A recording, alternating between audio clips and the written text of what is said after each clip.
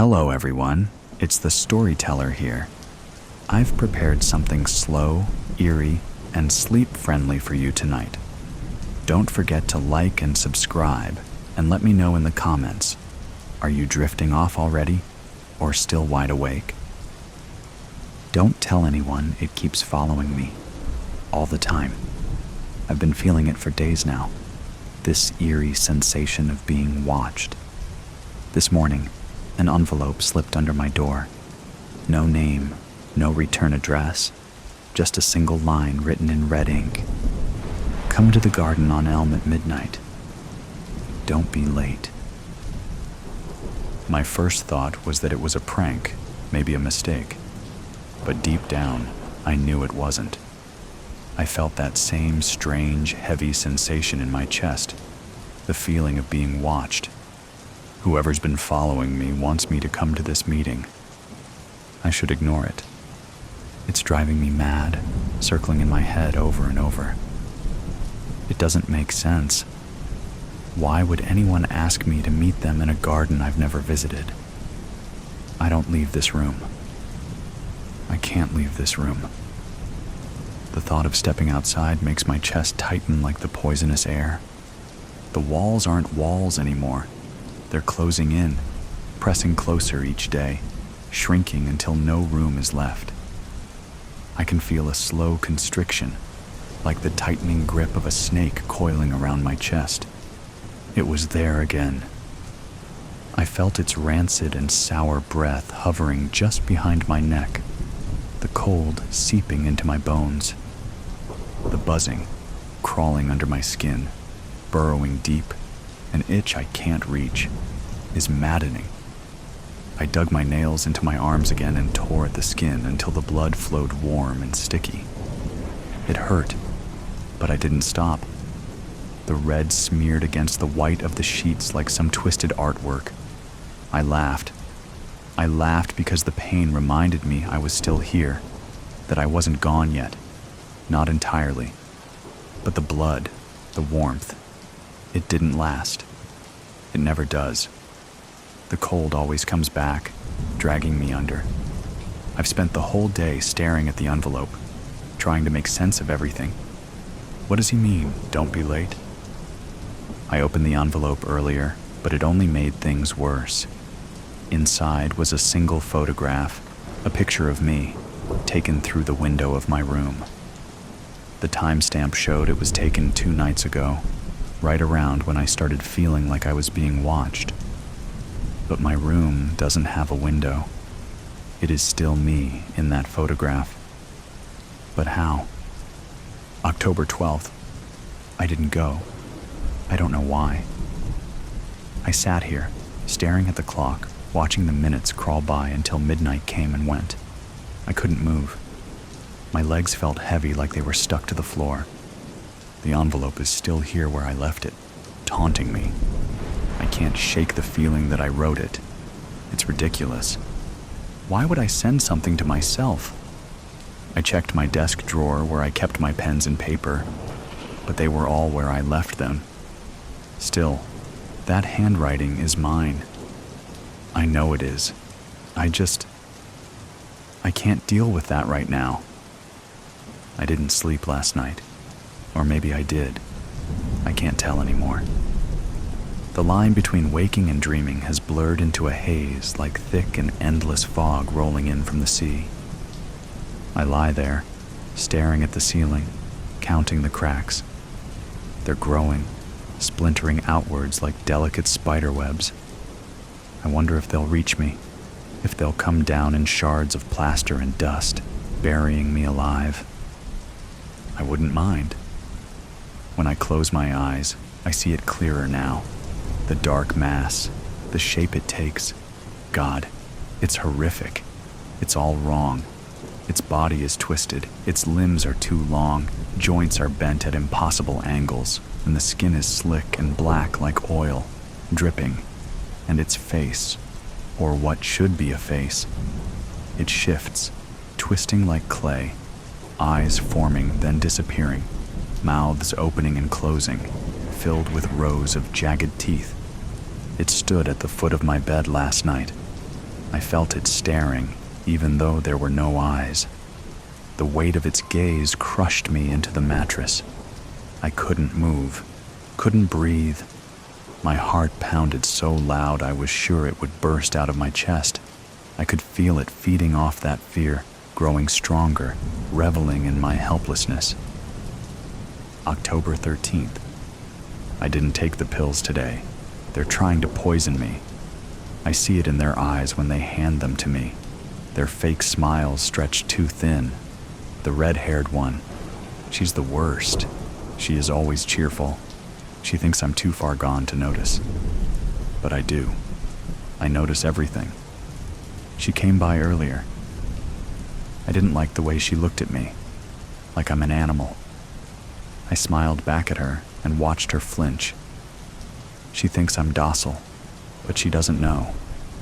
She doesn't know what's been following me, what's been whispering in my ear. The envelope's still here, on the nightstand, staring at me. Why can't I stop thinking about it? Why can't I just let it go? The garden on Elm. It's not real. I know that. I know I never wrote it. But sometimes, in the quiet moments, I wonder. What if it's me? What if I've been sending these things to myself all along? Number. That's impossible. I wouldn't do that. I scratched at the walls today, tried to tear them down and tried to escape. I could feel it closing in, but the walls wouldn't give. My fingers bled, my nails broken, but the walls held firm, cold, and unforgiving. I could hear it whispering through the cracks. I can't understand the words, but know they're meant for me. October 14th. The feeling was more vital and intense today. It's getting closer and more aggressive. Every step I took, every corner I turned, was right there. The light stretches it out, twisting it longer and pulling it closer until I feel drowning. I've feared so many things, but nothing like this. It started when I was a kid. My stepfather had this way of punishing me when I did something wrong. He'd shove me into the closet in the basement and lock the door.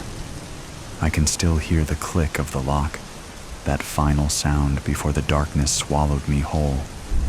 And I remember the worst day. The day it came. It was one of the longest times he'd left me there overnight. I don't remember what I did to deserve it. The punishment lasted longer than usual. I screamed at first, banging on the door, but no one came. They never did. The darkness wrapped itself around me, smothering my cries. It was like a blanket of silence, pressing in closer and closer until the only sound I could hear was my own heartbeat, frantic in my chest. The hunger came first, gnawing at my insides like a rat chewing through bone. Then, the thirst. My lips cracked, and every breath was dry and sharp. The need to go to the bathroom hit next, but I held it for hours, clutching my stomach, praying he'd let me out. But he didn't. Eventually, I couldn't hold it anymore. The urine soaked into my clothes, warm and humiliating at first, then cold and stinking as it mixed with the damp, musty air of the closet. The smell filled the tiny space, suffocating me and burning my nose. I cried, not from pain, but from the shame, the filth. And then, hours later, or maybe minutes, I don't know, that happened too. I had nowhere to go. I couldn't hold it. The shit pressed out of me, warm and sticky, and I felt it spread beneath me as I sat on the wooden floor. The smell was unbearable. My skin crawled with it, with the filth of my own body betraying me, trapped in that black hole of a closet. And that's when I felt it. I can still remember the exact moment. The darkness had changed. It wasn't just empty anymore. It was watching me. It was alive. The air had shifted and thickened, like something had slipped into the closet with me. I froze, my body trembling, my throat dry and raw from screaming. My heart pounded in my chest, each beat like a drum, slow and sickening. I couldn't see it, but I knew it was there. I could feel it hovering just out of reach. A presence. It wasn't like the darkness that had always terrified me. It was something far worse, something that was feeding on my fear, on the filth, on the weakness I had become. That's when I first sensed it. Whatever it was, it had slipped into my world and has never left me. October 15th. The nurses, they're scared of me now. I see it in their eyes, how they flinch when I move too quickly, and how they talk in hushed whispers just outside my door. They think I don't notice, but I do. The way they look at me, like I'm a rabid dog, something to be caged and kept away. Good. The reddish nurse came again today. Her smile is unnatural, stretched so tight it looks like it might split her face open. She handed me the pills. Blue ones this time. I took them from her and felt their weight in my hand. But I didn't swallow them. I smiled back at her. Pulling the corners of my mouth up like that felt strange. My face was stiff, unused to the motion. I wonder if she noticed. I let the pills slip from my hand and watched them fall to the floor, bouncing once or twice before disappearing into the shadows. The shadows have been moving more lately, creeping across the floor like they're alive and hungry. I like to watch her bend to pick it up. Every time, her skirt hikes up just enough for me to see the curve of her thighs, the pale skin peeking out from beneath the hem. She does it deliberately. I know she does. She thinks I'm a vegetable, a shattered man with a broken mind locked away inside my own head. She thinks I don't notice. But she's wrong. She doesn't know I'm not alone. I've never been alone. So, she was honestly surprised when I knocked her to the floor. It wasn't hard. She's small, fragile. Her eyes widened, lips parting in shock as I grabbed her and shoved her down. Her breath hitched, a sharp air intake, and I could feel the excitement, the pulse of something dark and wild rushing through me. It wasn't me. I wasn't in control. It wasn't my fault. It wasn't my fault. I didn't want to hurt her. It wasn't me. It was the thing that's been with me all along. The thing that's been watching now, waiting and feeding. It pushed me, whispered in my prank ear, and told me what to do. I didn't have a choice.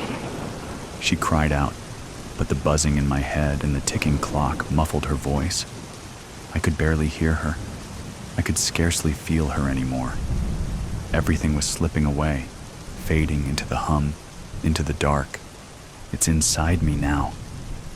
I can feel it crawling under my skin, controlling my wants and thoughts. It's too late. I can't stop it anymore. I'm laughing again. I can't help it. The sound bubbles up from deep inside me, harsh and cracked. It echoes off the walls, filling the room. The nurse looks up at me with wide, terrified eyes, her breath coming in ragged gasps. She doesn't understand. She will. They all will. October 16th. I woke up choking on my own breath. It was standing over me, I swear. A dark mass, shifting, warping, like it was trying to decide what shape to take. My body was frozen. I couldn't move. I couldn't scream. All I could do was watch as it hovered, staring, the cold of it seeping into my skin like ice. It didn't touch me. Not yet. But I couldn't feel it anymore. So close. I've heard about sleep paralysis. The doctors like to throw that term around like it explains everything. But this was different. It wasn't a hallucination. It wasn't a dream. It was real.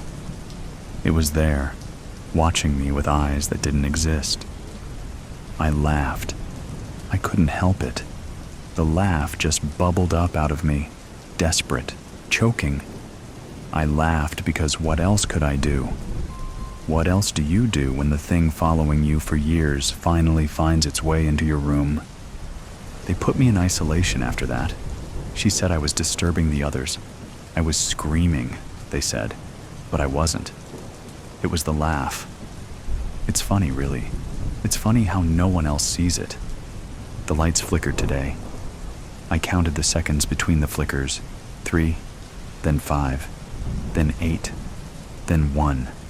Erratic, like something was playing with the switch. It's toying with me now. That's fine. Let it play its game. I scratched at my arm until the skin broke. The nurses tried to stop me, but I didn't care. I needed to feel something. The pain is real. The blood is real. Thick, warm, dripping down my fingers. I let it pool in my palm for a moment, staring at warmth. It and watching it glisten in the pale light. It's funny how thirsty you get. I tasted it, just a little. Just enough to remember what it feels like to be alive. It tastes like metal, sharp and bitter, but it's mine. They found me after that and tried to patch me up, but they couldn't stop me from bleeding. They can't stop what's already inside me. The buzzing is louder now. It's deafening. October 17th. The walls. They're wrong today. I don't know how to explain it, but they feel different.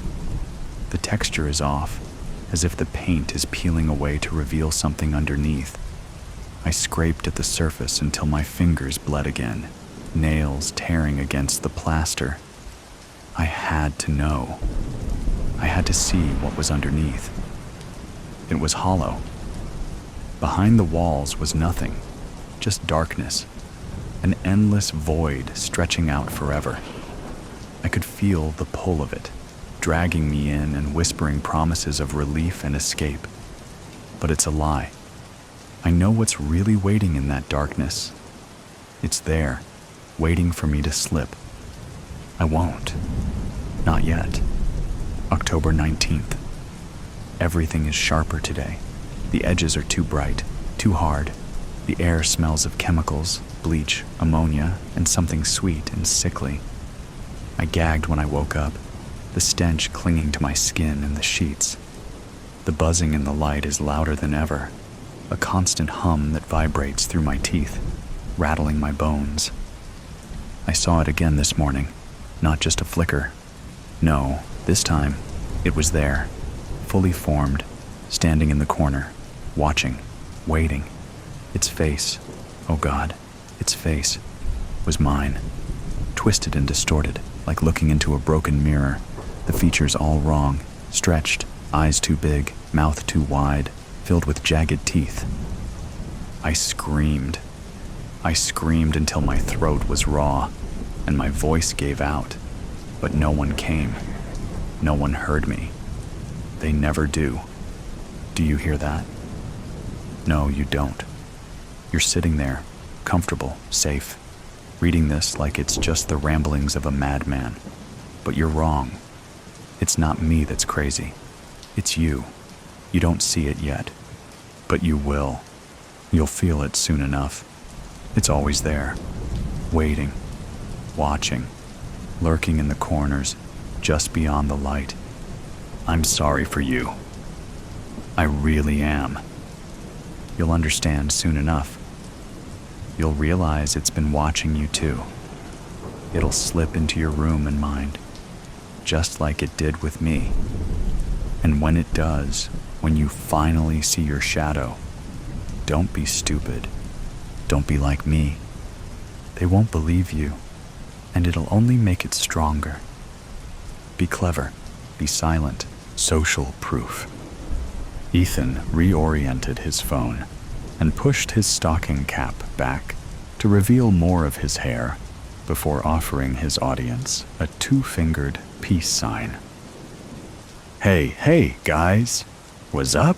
Aiden raked Ethan's hand. Dude, what the hell? What's gotten into you? Sam chortled, recording both of them on his phone through a cloud of steamy breath. "Scared? No," Aiden barked, glaring apprehensively into Sam's camera. "I'm black, moron. Shit like this gets a brother killed." In response to Aiden's misgivings, heart, laughing, and smiling emojis floated up Aiden's image on Sam's screen. Feeling smug, Sam showed Aiden the immediate, real-time results. Aiden rolled his eyes. "Whatever, fool. They ain't black." Ethan resumed a filming position with a sarcastic smile, framing the tall fence behind him in the background. "Don't worry, Aiden, buddy. We'll be good and gone before anybody notices. Come on, guys. Let's go. Let's go." Sam impatiently gestured to the shadowy mansion.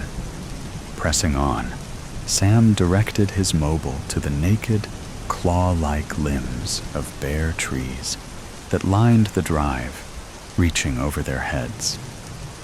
"It don't look like anybody's been here lately, since the 60s, Aiden said, jutting his hands into his pockets and hunching his shoulders. Trespassing aside, something felt eerie about the property. He felt eyes crawling all over him. Been shuttered ever since. It was foreclosed on by the bank after Thaddeus's grandson died. The house is old, protected by some kinda historical preservation law. They wanted to put a Walmart here, but couldn't. It can't be knocked down. Our resident bookworm and brown noser, ladies and gentlemen," Ethan said, capturing him and Aiden in the shot and bowing to his camera. "Yeah, I read, okay?" Aiden said, shoving Ethan away. "This is it, peeps," Sam said, angling his phone to take a wide shot of the property. "Thornbrook Manor." Ethan interrupted Sam to draw a dramatic, wide-eyed slash across his throat with his finger. "The third sorcerer." Annoyed, Aiden glanced side-eyed at Sam's phone and shrugged, speaking directly to Sam's followers. "It's where the geocache told us to go next." "Abhorrent ground," Sam whispered ominously, reciting a phrase they found written in the cache. Flipping the phone's camera to face him, his face was uplit in the darkness. "WTF? What's that even mean?" Built in the 1860s outside of Seattle, the Thornbrook property was considered an architectural gem of Victorian elegance and grandeur. Dilapidated, weathered, and crumbled, its glamorous splendor, however, was lost to the past.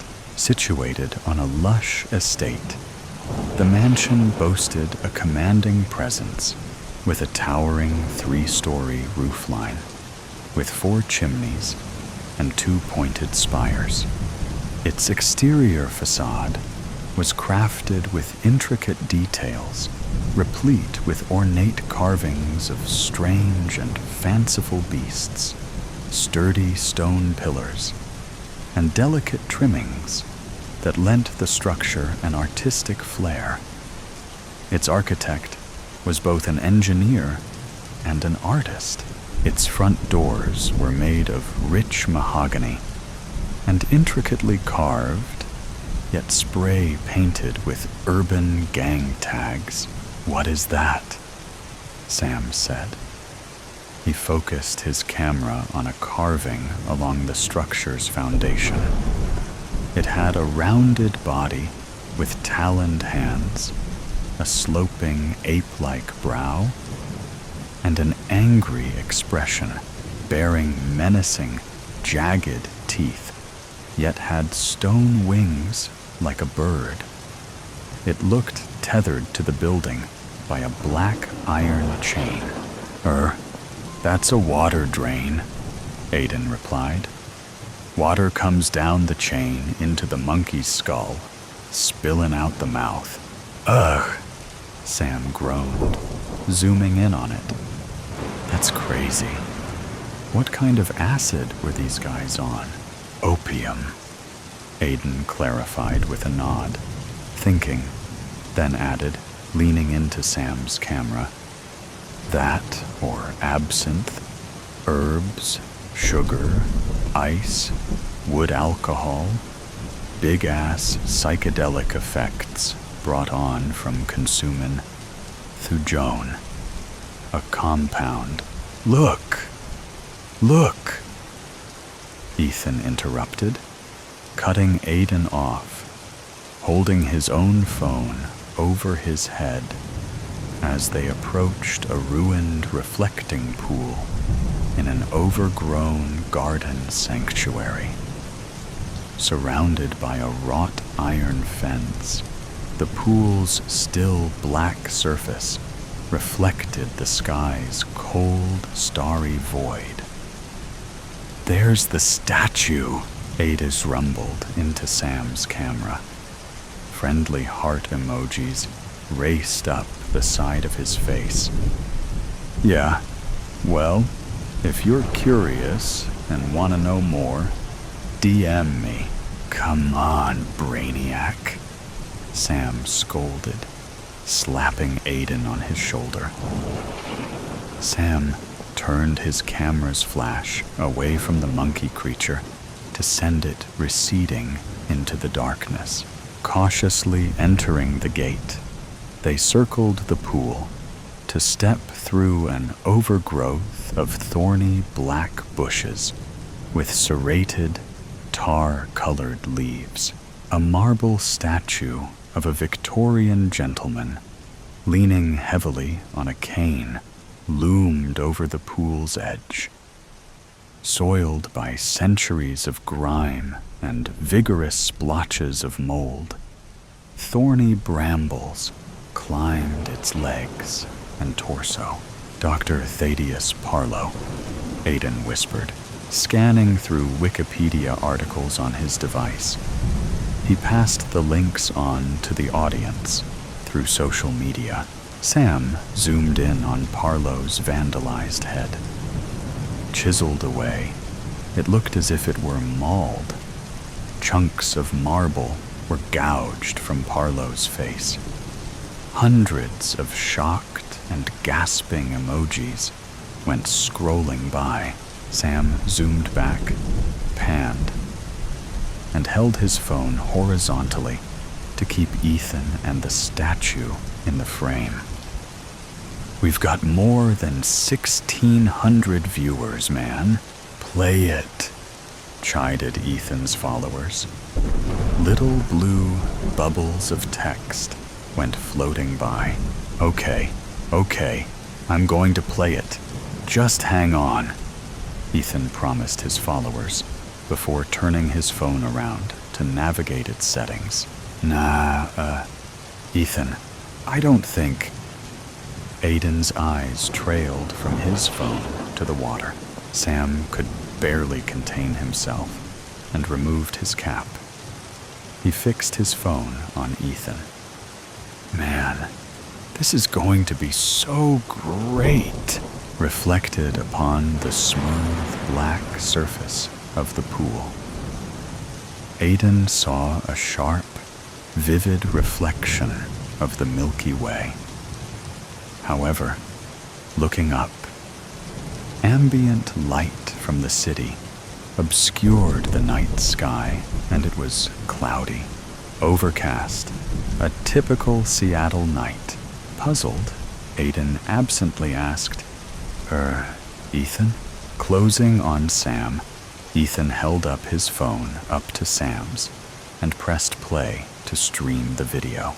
A cheesy, AI-generated black and white image of a man with the head of an octopus appeared, followed by a grainy, scratchy recording as if sampled from a wax cylinder. Fanglui magulwanaf Cthulhu Ralya Wagahanagul Fetaran, recited the octopus man in a low, spectral voice. Thousands of emojis raced up Sam's display, and his follower count skyrocketed.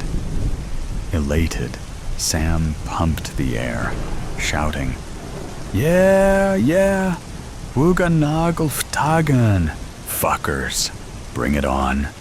Ethan mocked with a sarcastic sneer and a crude, offensive gesture into Sam's camera. Aya, Ia, Cthulhu Ftagn, to drill Ngkthikri Dagon. The recording concluded, leaving only a still, uncomfortable silence. Seeing the statue's mutilated head reflected in the pool of dreamy starlight, Aiden backed away to glance at Thaddeus, and then back at the water. The statue's angle against the surface was all wrong. How's that possible? He breathed, replaying the video on his phone.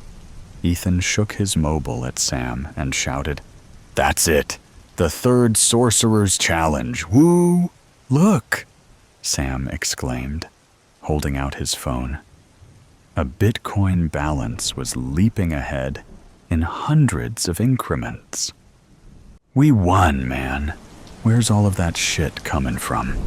Ethan said, peering at Sam's phone. Sam turned the phone toward him and manipulated its settings. Dunno. Some guy in Amsterdam. Ethan squinted. Amsterdam? Where's that? Who cares? Sam exclaimed. We're gonna be rich. Sam, Aiden pleaded, pointing to the pool and gripping Sam's jacket by the sleeve. Something's wrong. Sam jerked his arm back. Bro? What the? Following Aiden's hand, Sam saw the impossibly bright, brilliant universe and the crisp reflection of Thaddeus Parlow's statue. Except it wore a ghostly, bearded face.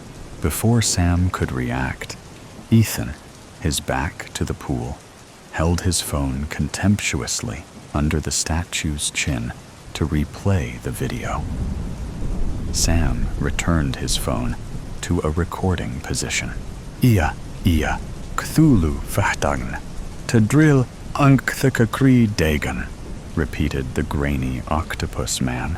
Sam and Aiden cried out, just as a massive blue and green scaled tentacle burst from the reflecting pool, gripped Ethan's leg, then dragged him screaming into the water.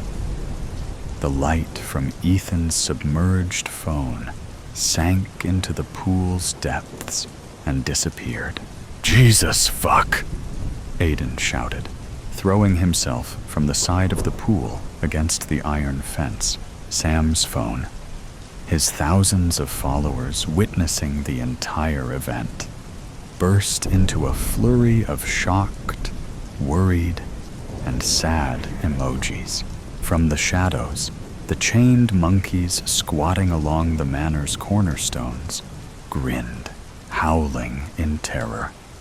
Aiden grabbed Sam to bolt for the iron gate. But as they ran, the thick, thorny, weedy brambles snagged their jeans and shot out to wrap around their legs. Tripped, Sam fell, sending his phone skittering across the cobblestone surrounding the pool. Sam! Aiden cried, reaching back for him, only to find Sam's body ensnared in the grips of the wicked Flora, pinned against the fence's bars. Sam pleaded, extending his arm to Aiden. Help! Help! Tugging, the thorns ripped into Aiden's skin and tore at his legs and ankles. He could feel the lacerations, the blood saturating his jeans. Aiden struggled, and tried to get closer to Sam, only to find tendrils of strangling, grinding vines cutting into Sam's throat. His eyes bulged and bled, and he choked on a protruding mouthful of black leaves. It began to rain, scared, senseless. Aiden scrambled backward to lunge for the iron gate. Shut tight by the snaking weeds, it barely budged. Aiden glanced behind him in horror. The statue of Dr. Thaddeus, Parlow, remained as it was, and always had been, except its vivid, colorful reflection was a ghastly monster with a translucent nest of writhing tentacles waving from its jaw. The pool was still, unmoving, as if coated in a layer of sheer, translucent ice. The raindrops did not affect its surface. The pool was disorienting, mesmerizing, spinning. It was as if the whole of the universe lay open at Dr. Parlow's feet. "Absinthe, my ass," Aiden shouted, bracing his foot against an iron post to pull at the gate with all of his weight to rip it free of the twisting vines. Fleeing from the sanctuary, a wind bellowed from the chimneys, blowing from inside the mansion with a terrifying roar. Slipping on the mud, his heart pounding, lungs burning, Aiden ran with everything he had down the drive and scaled the fence. And without even a second glance, he sprinted away, leaving his friends forever at Thornbrook Manor. Glowing in the darkness, the video of the octopus man replayed on a loop, while a mass of emojis, check-in waves, Bitcoin balances, and DM requests flooded Sam's phone, before a green tentacle reached out from the water, cupped it, and slowly slid it into the pool. Shimmering silver, and lo, it rained from the sky. Ripples of blue echoed through the air, akin to the early morning, as if the sun rent the veil of night. Terror enveloped me, but in wonderment that fear fast diminished. The stiz of the night sky dulled in its presence, as the horizon was engulfed by billowy white clouds, tinged with fiery wisps at their fringes. As the light faded and the celestial gift plummeted to earth, its descent accompanied by a shrill and discordant whistle, the ephemeral day drew to a close and yielded once more to the night. The stars reclaimed their brilliance, and the blue turned to black. My eyes were unable to avert their gaze from this wondrous sight, for it was a blissful offering from the heavens that had fallen into the nearby woods, a gift meant for me to open. Curiosity stirred within me, urging me to quell any lingering doubts. I resolved to march towards the crater and pull at the ribbon. This treasure would be mine, and mine alone. I longed to weave my hands through its warmth, allowing it to cool against my breath. I loved it, truly and deeply. That distant thud that shuddered the house upon its landing was a summons directed at me. a beckoning that could not be ignored. It craved my affection. A nervous dread enveloped me as I ventured through the gnarled branches of the forest, the scent of gasoline and wood smoke pervading the air. The fumes stung my eyes, obscuring my surroundings in a milky haze. Without the need for sight, I followed the call that brought me to the hearth of this fire, not conveyed in words, but in a sorrowful melody that could be felt in each nerve of my being. Once again, the dread is hammered down, pushed deep below the all-encompassing love, until its weight rendered it to a mere powder. Large swells of smoke undulated from the center of the impact. They swirled in a tumultuous motion, reminiscent of the foaming waves of an enraged sea crashing upon steadfast rocks. Within this chaotic display, a cocoon of pale, crystalline air gleamed with grandeur. As I ventured closer, my sweat evaporated into wisps of vapor that quickly became one with the swelling smoke. With a sweeping motion, I waved my hand through the glaze and arrived at its core. A shimmering silver presence floated before me. The tears washed my eyes clear so that I could gaze upon it without hindrance. It blotted out the sky, an immense entity that defied reason. And yet I found myself able to cradle it within the palm of my hand. Its touch ignited the ground and transformed the landscape into a fiery inferno, while an inexplicable chill permeated the air. At first glance, it appeared a flawless, perfectly round sphere, but in the next moment, it danced and twirled around me like raindrops caught in a volatile storm. It possessed the ability to mirror the surroundings, reflecting the woods with pristine clarity. And then, in the blink of an eye, it transformed into a radiant light, coated in an oil-like substance that bestowed upon it all the colors of the rainbow, shifting in hue from dusk to dawn. "I am here," I said, though the words were not solely my own, as they harmoniously echoed from the mouths of others surrounding me. Men, women, and children wept in unison.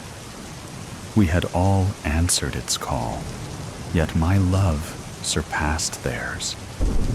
The essence of who I am wailed as well, but I disregarded their cries and sought solace in the shade of the towering trees, those too strong and old to be ripped up from the ground. Their shade would shield me from the sight of what I had to do, what the silver needed of me. It could love only one. Their blood warmed my hands as the core of this silver was washed with a chill air. "Have I earned your love?"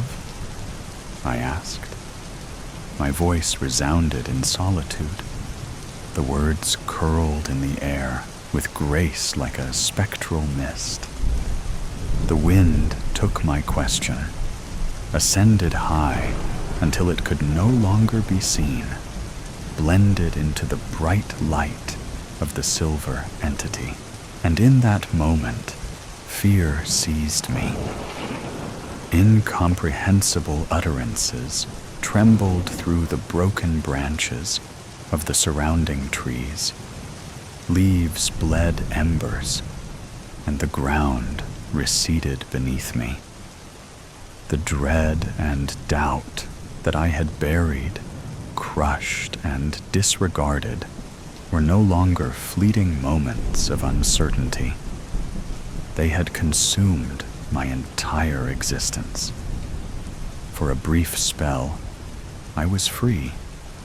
Free to see that I had become prey, groomed and lured by that which hungered mightily. I rose high, as light as a feather caught in the storm, akin to spoken words ensnared in searing mist on a cold night. The silver transmuted into something else entirely. Initially, it enveloped me in a blanket of velvet warmth. Soon thereafter, tendrils began to thread through my skin, knitting us together as one. At first, it felt like love, a pulse of soft ecstasy, goose-pimpling my skin.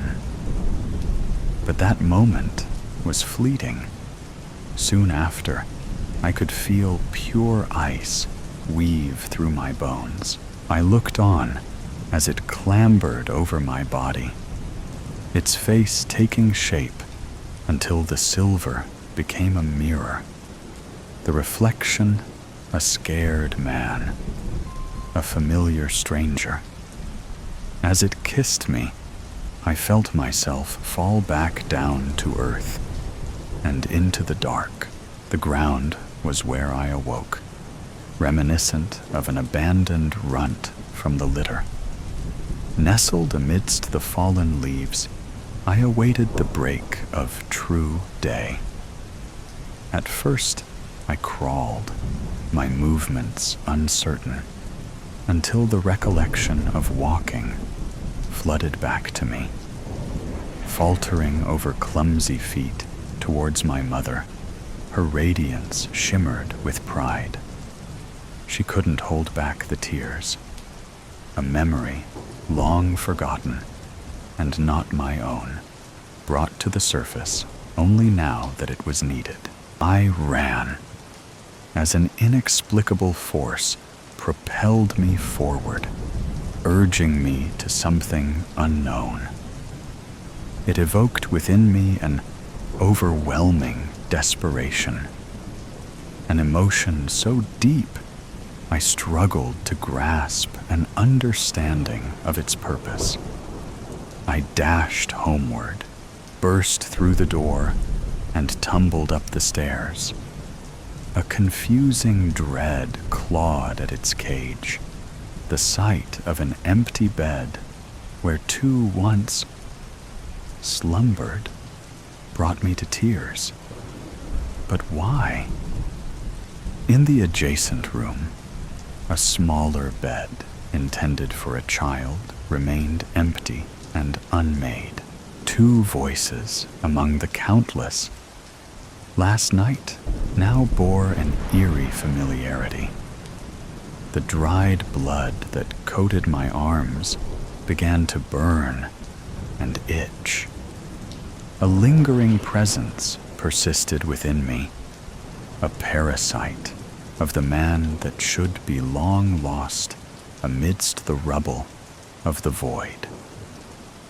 In boundless darkness, his tormented screams resounded and reverberated through the depths of my being, erupting from my own lips in a howl of pain, wrestling control. The feeble flickering of light, mere fleeting moments of dominance, witnessed this vessel gain possession of a knife. "I am your gift," I whispered to him, my voice laced with wisdom. "Watch from your shelter of safety as I give purpose to your existence. Allow my love to radiate through you, turning the shadows into everlasting day."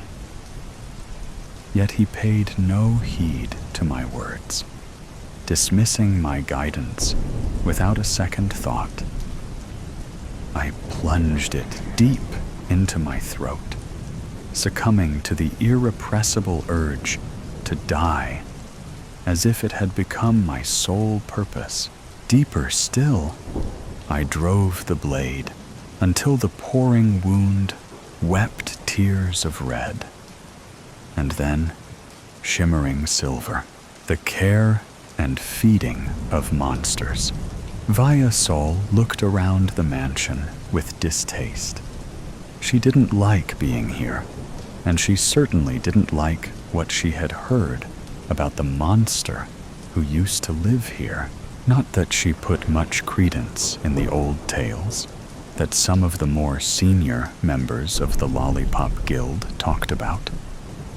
Those wizened relics of the past had many tales to tell.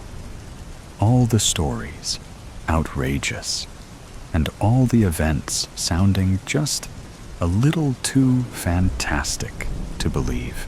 Via poked around the foyer and the living area, marveling at the size of the place and grimacing at the thick coat of grime and dust that covered every surface. She had drawn back every curtain on the ground floor, yet the area remained dark and suffocating. Curious, the high, vaulted ceilings spiraled upwards, seemingly without end, but the claustrophobic feeling stayed. The ancient wood creaked and groaned with every step she took, voicing its complaint in sonorous, funereal tones. She wanted to leave, right now.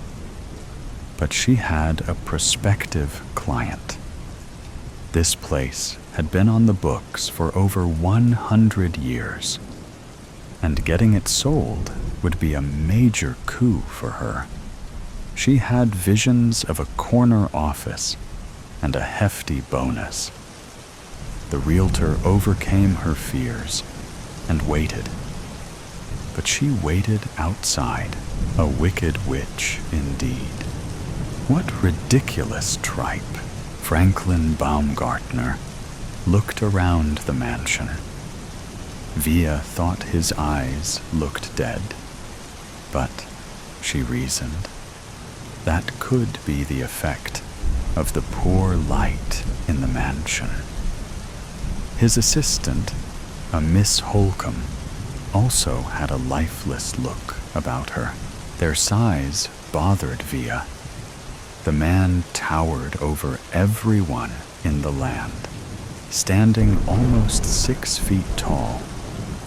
The woman was a giant as well. Their attire was odd, and their actions startling. "Miss Holcomb, take some notes," Baumgartner snapped. Miss Holcomb dutifully took out a notepad and readied herself for the onslaught to come. Replace the windows, double-paned, insulated with argon gas. Make that triple-paned, American-made. Always buy American-made, Miss Holcomb. None of that Chinese shit. Get some people in here to reinforce the floorboards. They squeak like a bitchy wife. Cleaning crew. Make that cruise. American cruise? Miss Holcomb pushed her glasses back on her face and peered up at her boss. "No, hire the illegals that come over here. They'll work cheap and do a good job. Remember, Miss Holcomb, buy American, hire foreign." "Got it, sir," Miss Holcomb said. She wrote rapidly and then paused, waiting for more. "Contact Kate Mueller in Chicago. Have her come in and furnish this place. Spare no expense. It's a fucking mausoleum right now. Get Halliburton to give me a call. I hear wolves out there, He's good at killing things. Gardeners, of course.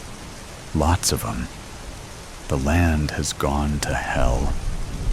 Oh, and I saw some beehives out there. Find me a beekeeper. If the bees aren't producing honey, we'll exterminate them. The roof needs to be checked. Baumgartner went on like this for some time. Miss Holcomb wrote furiously, nodding occasionally, and staying 6 feet behind her employer. Via Saul didn't show it, but she was confused and alarmed. She had never heard of the places mentioned. America, Canada, Chicago. The man also used language that was unfamiliar to her, especially the word beginning with a foo sound, or bitchy. Maybe it's their way of saying itchy. And maybe the foo word is a term of endearment. Via was snapped out of her reverie by Baumgartner's stentorian voice. Miss Soul? Hey, you still with us? Via looked up and almost stood at attention. Of course, yes. So, the price? You have it listed as 133 lollipops. That must be a typo. Baumgartner frowned at her. He didn't approve of sloppy work. No, sir, that's the price. But we can negotiate. Lollipops? Yes, sir. I'm assuming that you can pay in lollipops. Hell no, missy. We use good old American dollars. The best currency in the world, I'll have you know. Lollipops? What the hell kind of lollipop do you require? Are they lined with gold? Well, no. That is, they're just lollipops. Baumgartner looked at his assistant impassively. He blinked and shook his head. Miss Holcomb waited patiently for something to write down. Show me, Baumgartner said. Via nodded, confused as to why someone needed to see what was widely considered the coin of the realm. She went outside to her horse and buggy, retrieving a couple of lollipops. She went back inside the mansion, not easy in her mind. Baumgartner stared at them for some time. He inspected them closely, twirled them in his fingers, and even sniffed them. He handed one to Miss Holcomb, who mimicked her boss's actions. Am I to understand that these lollipops are made with sugar? Nothing else? Just sugar and some natural coloring, I think. I'm not sure. The Lollipop Guild makes them, and they guard their secrets carefully. Baumgartner nodded. Although confused by the method of payment, he didn't hesitate to take advantage of the situation. What'll you take for these lollipops? Cash? Goods? Baumgartner eyed Via closely, noting her body language. He was successful in part because of his ability to read people. Well, I was going to purchase some new clothes after work. Food for the winter. Grain for the horse, Via said. She was nervous. The conversation about money bothered her. No one talked about money here. No one at all. Baumgartner considered what the realtor said. He whispered to his assistant. She nodded lightly and wrote something down on her notepad. Tell you what, Miss Soul, I'll bring you a new horse when I come back, if you give me one of these. Via gasped. A new horse would normally cost 7 lollipops. She tried to keep her composure. The man is an idiot. However, I could use a new horse. Poor old Rusty is getting old. And maybe I could get a little more out of this dolt. A new horse is acceptable, but I think I'd want a little more. Maybe throw in 100 kilos of grain for the new horse. Baumgartner accepted quickly. The woman's a dolt, selling this place for 133 lollipops, and all she wants is a new horse and some feed. Jesus, this is gonna be easy. We'll be back next week. Have the papers ready to sign. I'll have the, payment in full, Baumgartner said. He didn't even try to haggle over the price. He was starting to love this exchange rate. Baumgartner was as good as his word. He paid for the mansion and bought Via a new horse, along with supplying her with an impressive amount of grain for the horse. Still, Via was disturbed. The stranger found his way to her homeland. There were tales about a farm girl who had done this, but that was nothing more than a story that the old ones told. Baumgartner was indeed from another land. Kansas. His Aunt Elle had given him what was left of the family farm, and he sold it quickly, at a ridiculously low price. His aunt was dead. The farm was not a moneymaker, and he hated farming. The only thing he kept was a pair of silver slippers, for they entranced him. In the light, they turned into a fiery, ruby red color.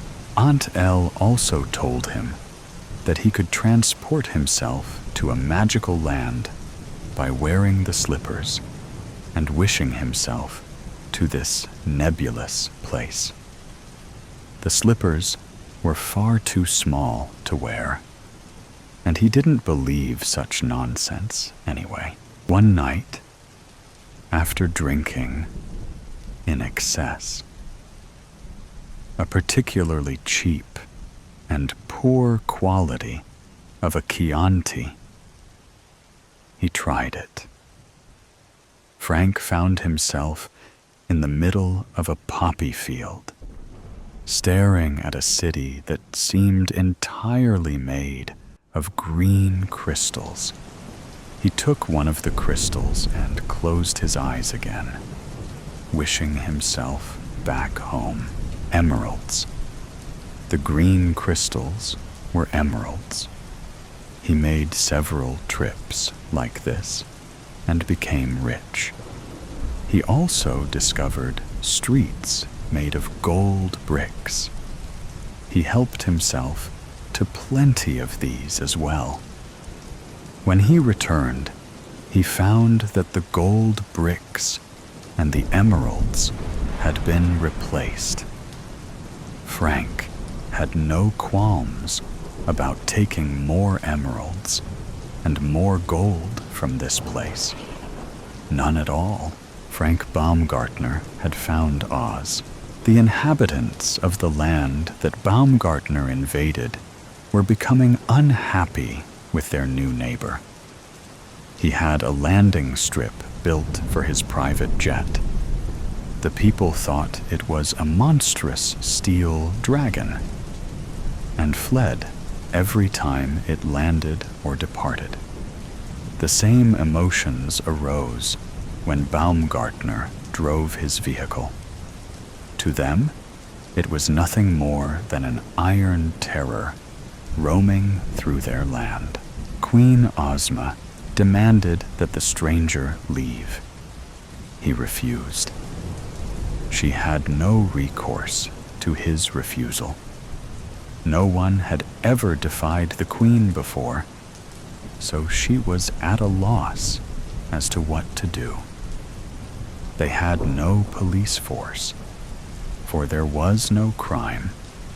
They had no standing army, for they had no enemies. Until now, Baumgartner paid well in lollipops.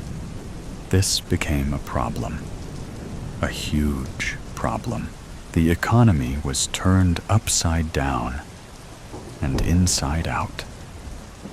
Munchkins and Winkies, with newfound wealth, invaded Emerald City and bought up desirable plots of land and built houses.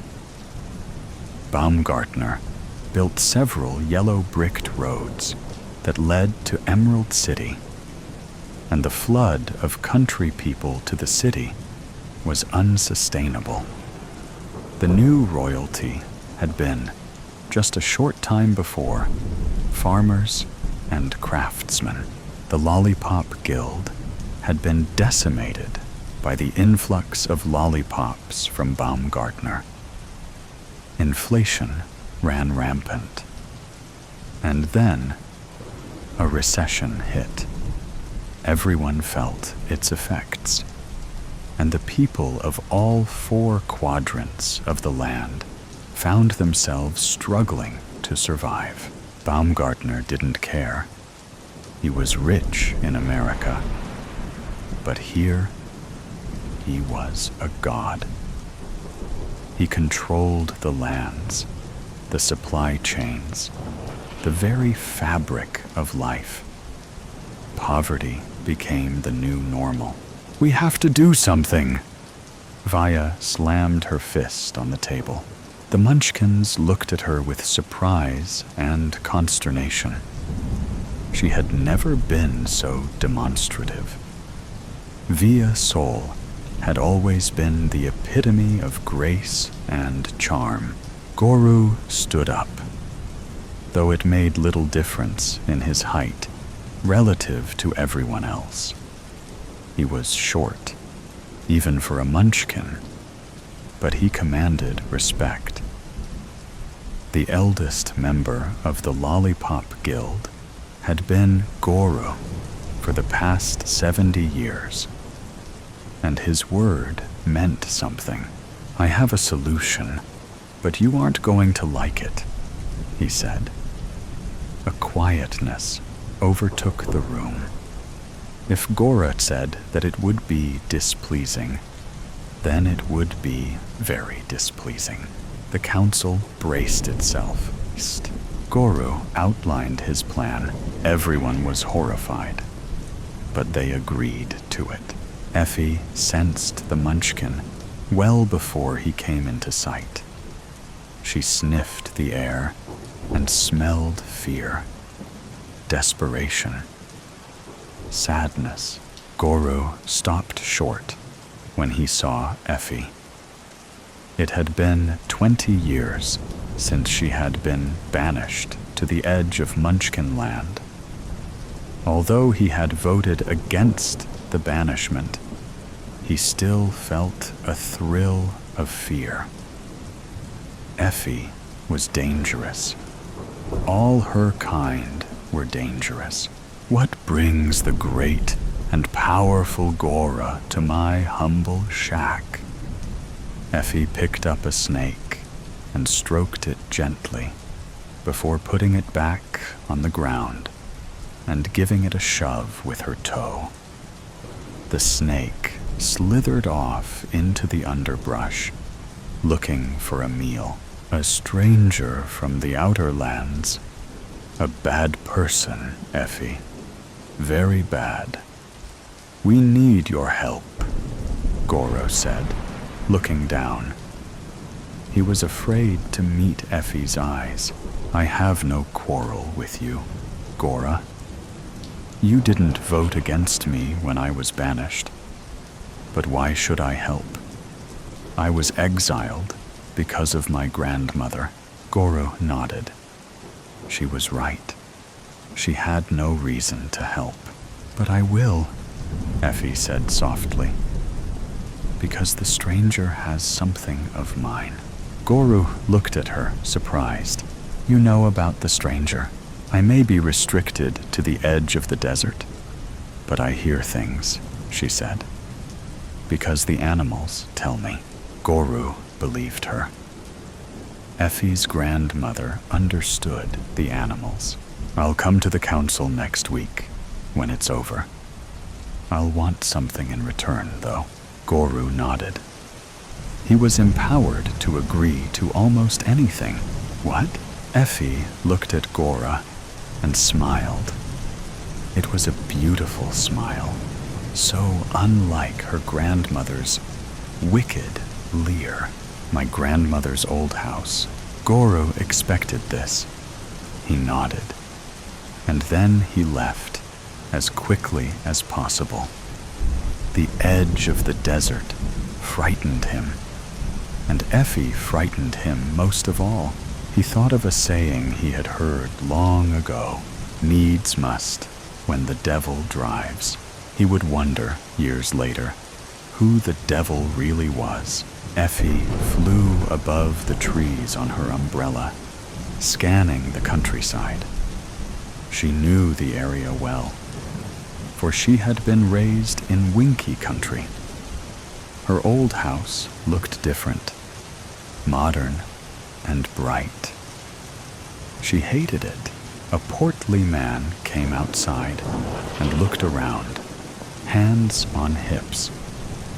Effie's tremendous sight allowed her to see him clearly. He had a mug look on his face. Odd clothes covered his portly frame, and he was smoking a cigar. Effie banked sharply and flew toward the man. He finally spotted her and stared at her in surprise and fear. She saw his eyes widen. He screamed just as her umbrella penetrated his heart. The umbrella settled gently on the ground as Effie stepped off. She strode to the man and took the briefcase. She had what she wanted. She had what belonged to her.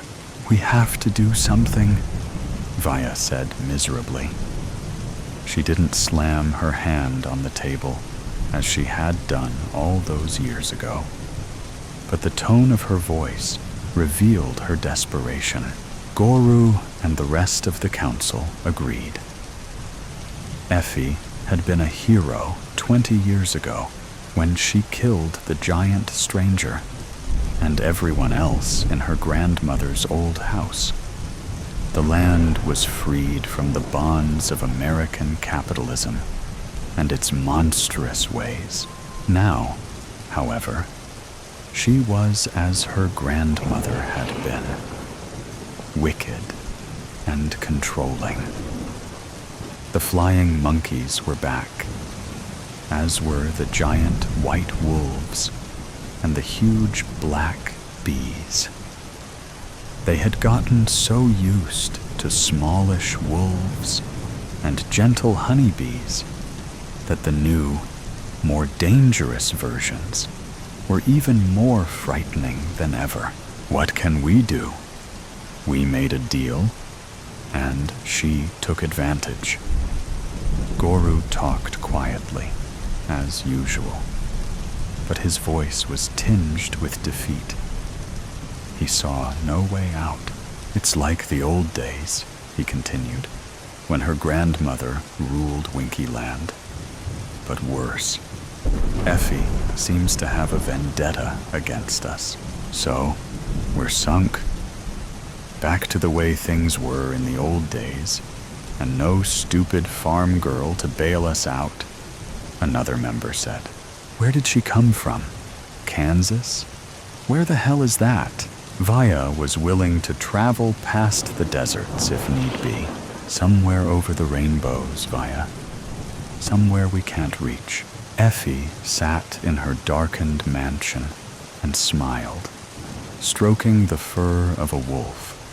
and listening to the angry buzzing of the black bees flitting about her abode. She had reclaimed her family power. The witch still remembered the day her mother died. She had been behind a curtain when the incident occurred, watching the events unfold.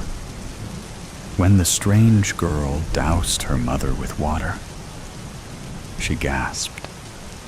Her mother melted in front of her eyes. Effie had never seen such a gruesome sight in her life. But that wasn't the end of the bad news.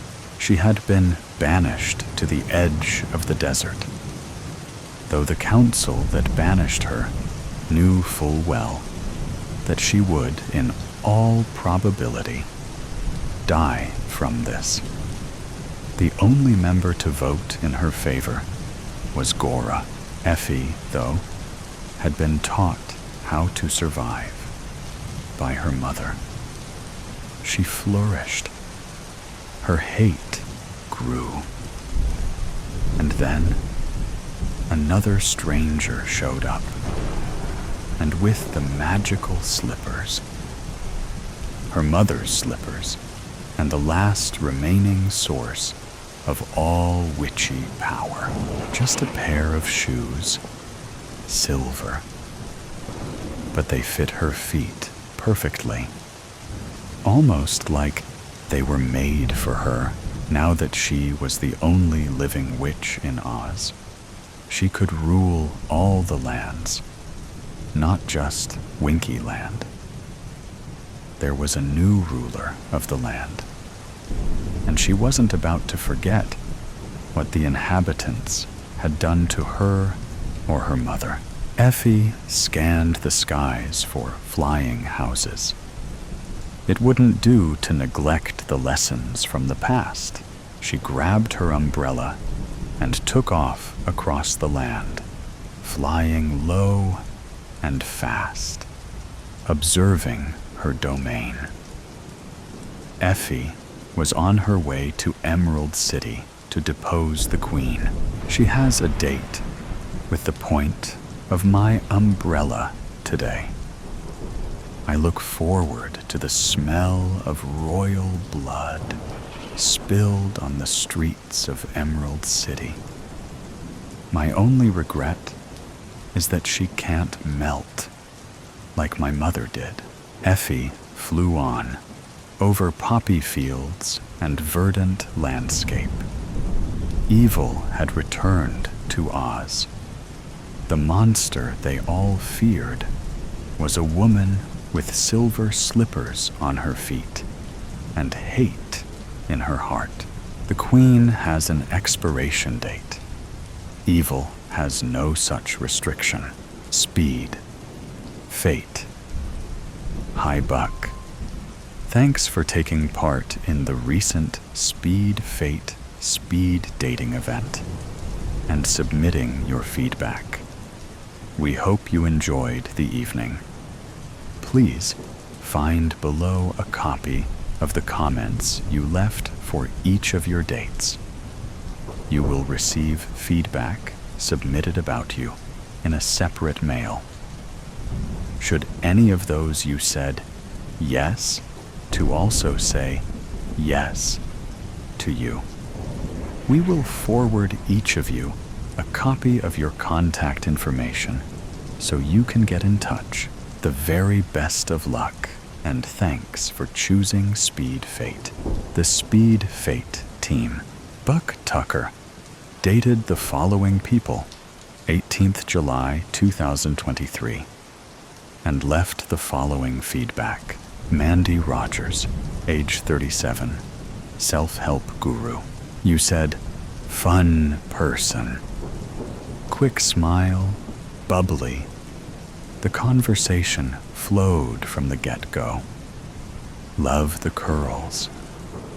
She had so much to say, and was passionate about her interests, even if they were a bit airy-fairy. If there's one thing I respect, it's passion about your subject of choice.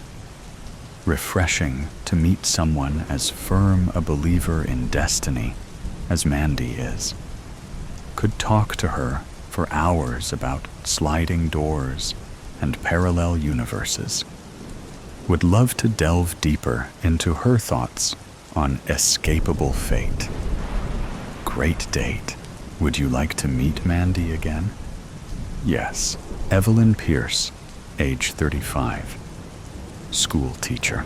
You said, Evelyn is a dark horse, shy to start, but relaxed as the date went on.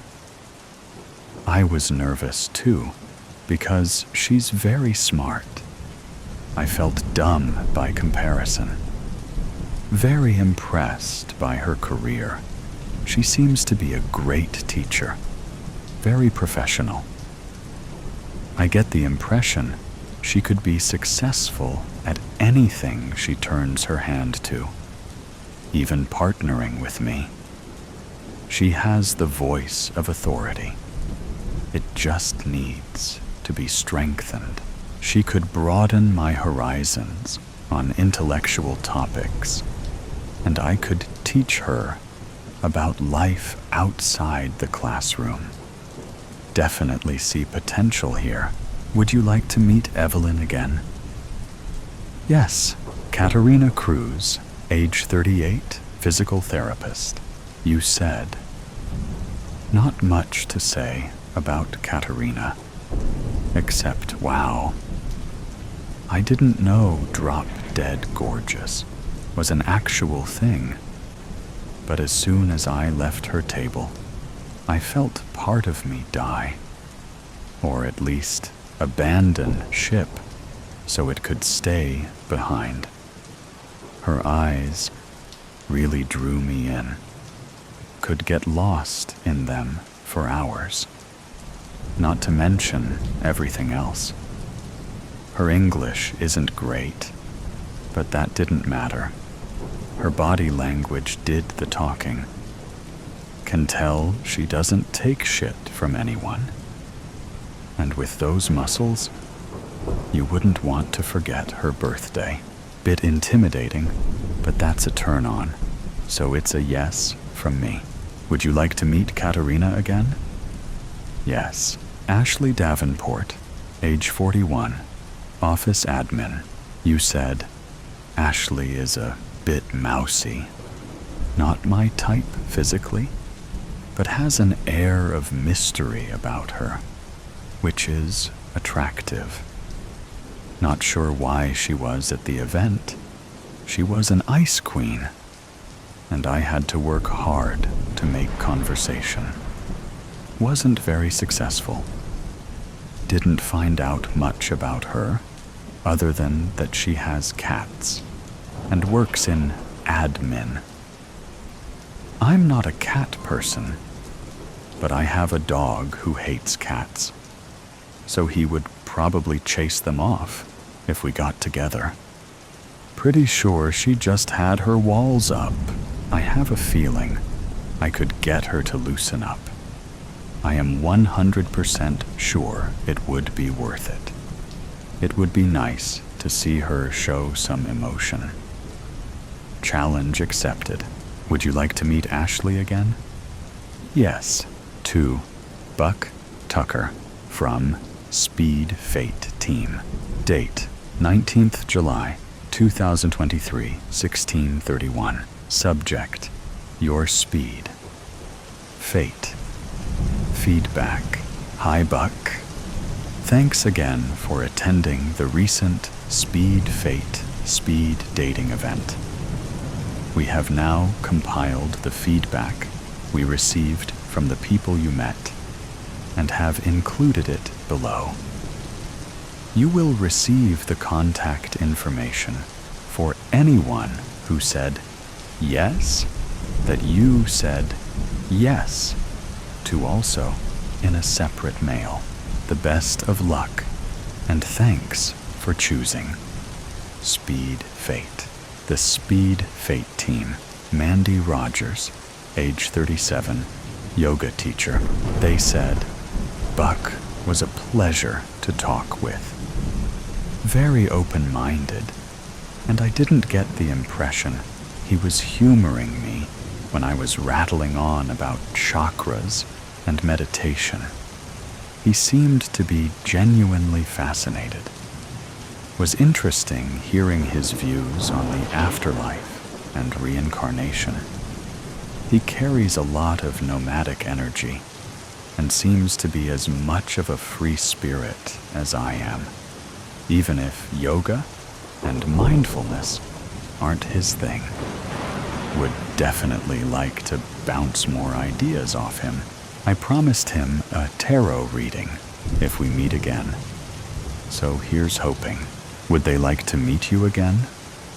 They said, yes, Evelyn Pierce, age 35, school teacher. They said, Buck is great. He's a lot more adventurous than me, very extrovert, which is exciting. I need someone like that to get me out of my comfort zone. Raising 2 teenagers as a full-time single dad is not an easy task, so I take my hat off to him. Also impressed by his role as a part-time scout leader, setting time aside to take kids camping and teach them about the great outdoors. That's inspirational. Would definitely be interested in getting to know him better. Always a sucker for a good dad. Would they like to meet you again? They said, yes, Katerina Cruz, age 38, physical therapist. They said, Buck is interesting, man.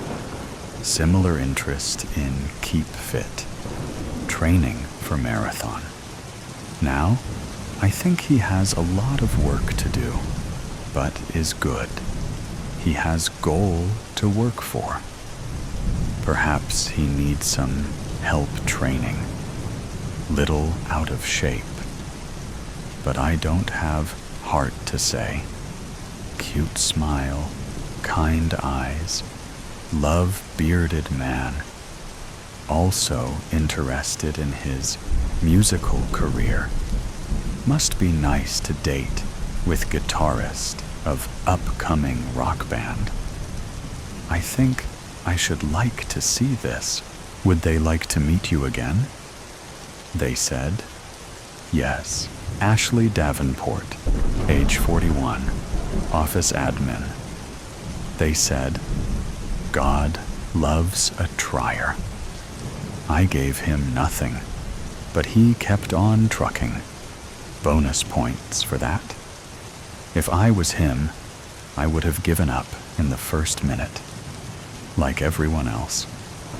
5 must have been torture. Really hate this shit. Only did it 'cause my friends signed me up, and I never would have heard the end of it. Whatever. Promise I'll make more of an effort next time. Not that he's going to want to meet me again. He'd probably sooner throw himself under a bus. Would they like to meet you again? They said, yes, 2. Buck. Tucker from Fate. Team. Date. 20th July, 2023, 11:30. Subject, your speed. Fate. Contacts. Hi, Buck. Please find attached contact information for your matches from the speed date event you attended on July 16th, 2023.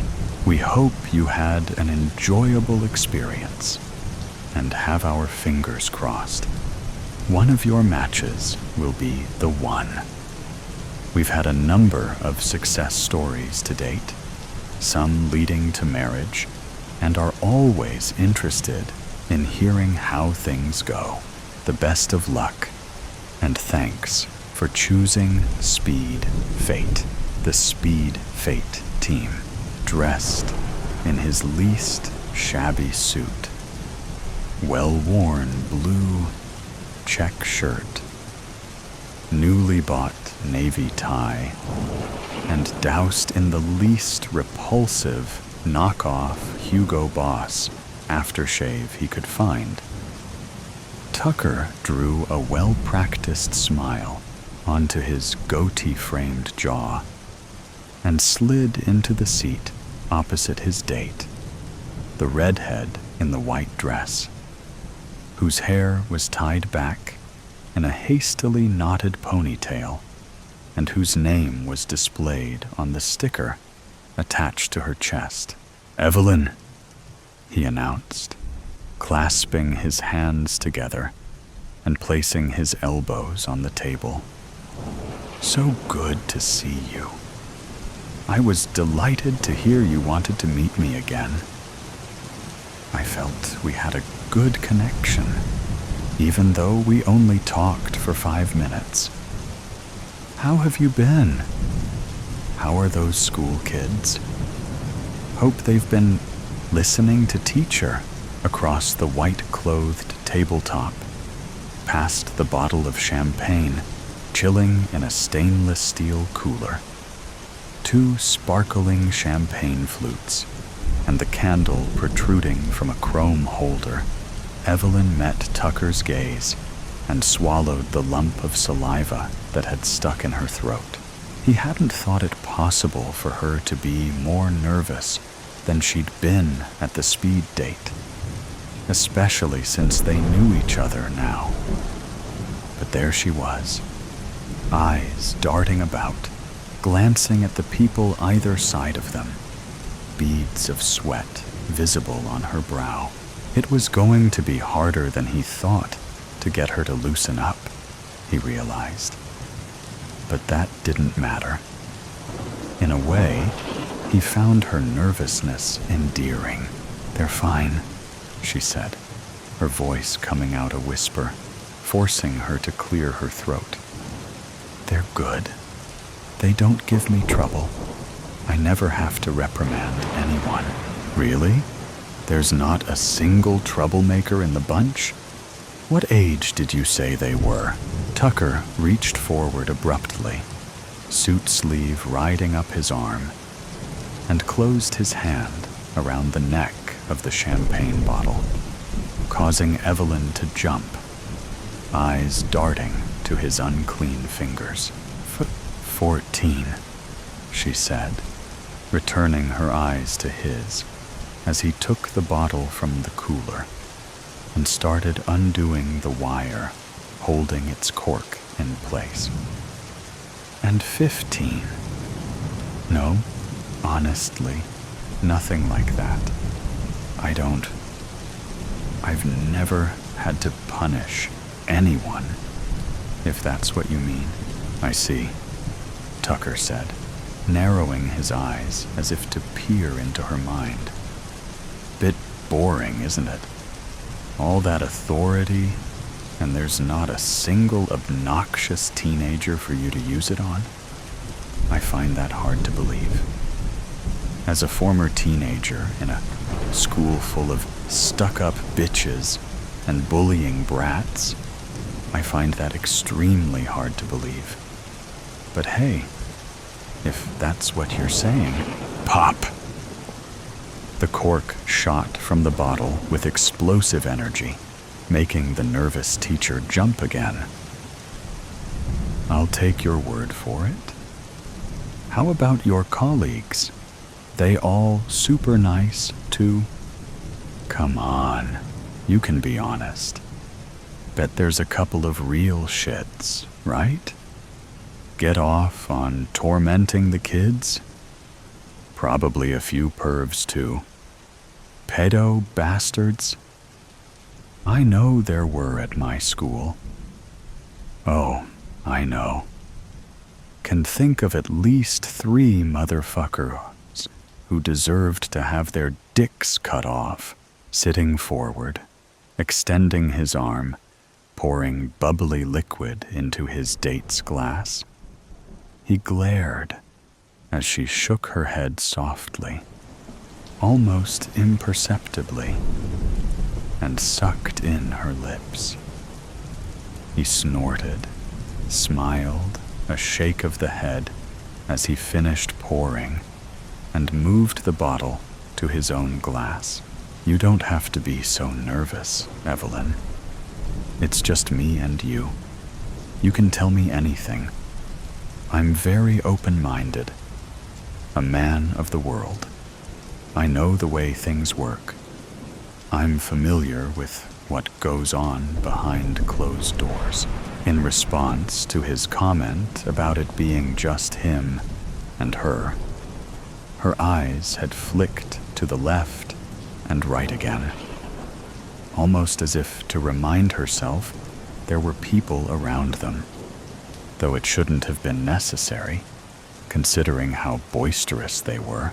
Don't worry about them, Tucker said, depositing the champagne bottle back into the cooler with a clatter and crunch.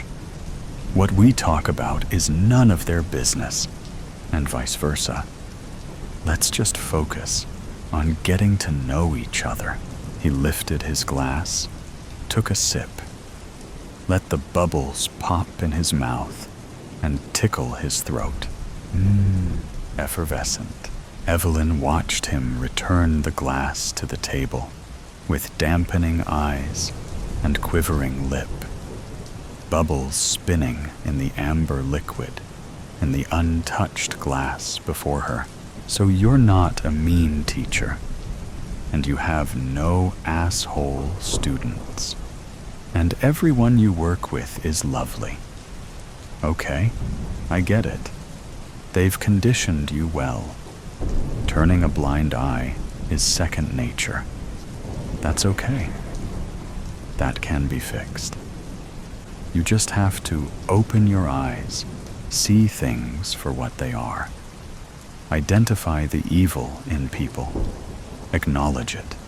Accept that it's there to be destroyed. And do you know the best way to do that? He crossed his arms, lifted an eyebrow, cocked his head. And no, she said, the first tear escaping an eye and running down a scratched, grime-covered cheek. I don't. Buck, you know, I think you got the wrong impression of me. I'm not a bad person. I treat people well. I don't. The best way to do that. He cut her off, craning his head closer to hers, his nose almost touching the trembling candle flame, is to find it in yourself and expose it. Draw it out into the light, like a putrid, rotting vampire. Set it free and watch the havoc it wreaks. Once you know what your own darkness is capable of, you'll be able to recognize it in others. And then you'll be able to do something about it. Like me. It's simple, really. So come on, let's go on a journey of self-discovery. Aren't you drinking? Please, Buck. I don't think I'm what you're looking for. I think we should... Have you ever cheated on someone, Evelyn? Deliberately or accidentally, thinking it was okay because, you know, it wasn't that serious and they weren't invested. No, I never. Have you ever lied to someone to let them down gently, or just because you wanted some attention, to be wined and dined, treated like a princess, to pass the time? Buck, I want to stop, please. Have you ever hit anyone? A sibling? A child? Have you ever lost your cool and lashed out blindly with a hand or a foot? Hurt someone out of anger or desire? Please, so you don't use your authority to punish students. How about something else? Have you seduced one? All those virile young teenagers staring you up and down. Have you ever taken advantage of it? Tasted forbidden fruit? Or maybe not them, maybe one of their parents, maybe a bit of home-wrecking sates an urge. I don't know why you're doing this. I don't know what kind of person you think I am, but I'm not. Have you ever thought about killing someone, Evelyn? Pulling a cord tight around their neck and watching them choke, sticking a knife in their guts and twisting it, enjoying the warmth of the warm, sticky blood that... Jesus, God, somebody help me, please, somebody help me. She screamed, she stomped, she shook, she howled and yelled and roared. Teardrops flew from her eyes, but nobody helped. "Oh, Evelyn," said Tucker, after allowing her a moment. "I had a good feeling about you. I thought if I could get you to see the light and come around to my way of thinking, we'd have fun expelling assholes from the world. But it's not going to happen, is it?" She continued to scream, wrenching and twisting in the chair she was tied to. So he shrugged and took hold of the candle, slid it from its holder, revealed the blade that protruded from its base. The teacher's eyes went wide, and her voice cracked as he angled it towards her throat, leaned further forward, and swiped left. A second mouth fell open in the smooth, pale skin of her throat, and she gasped, gurgled, thrashing more urgently as a spine-chilling groan crept from her soul. Tucker sat back and watched. No glee showed on his face, no excitement. He watched blankly.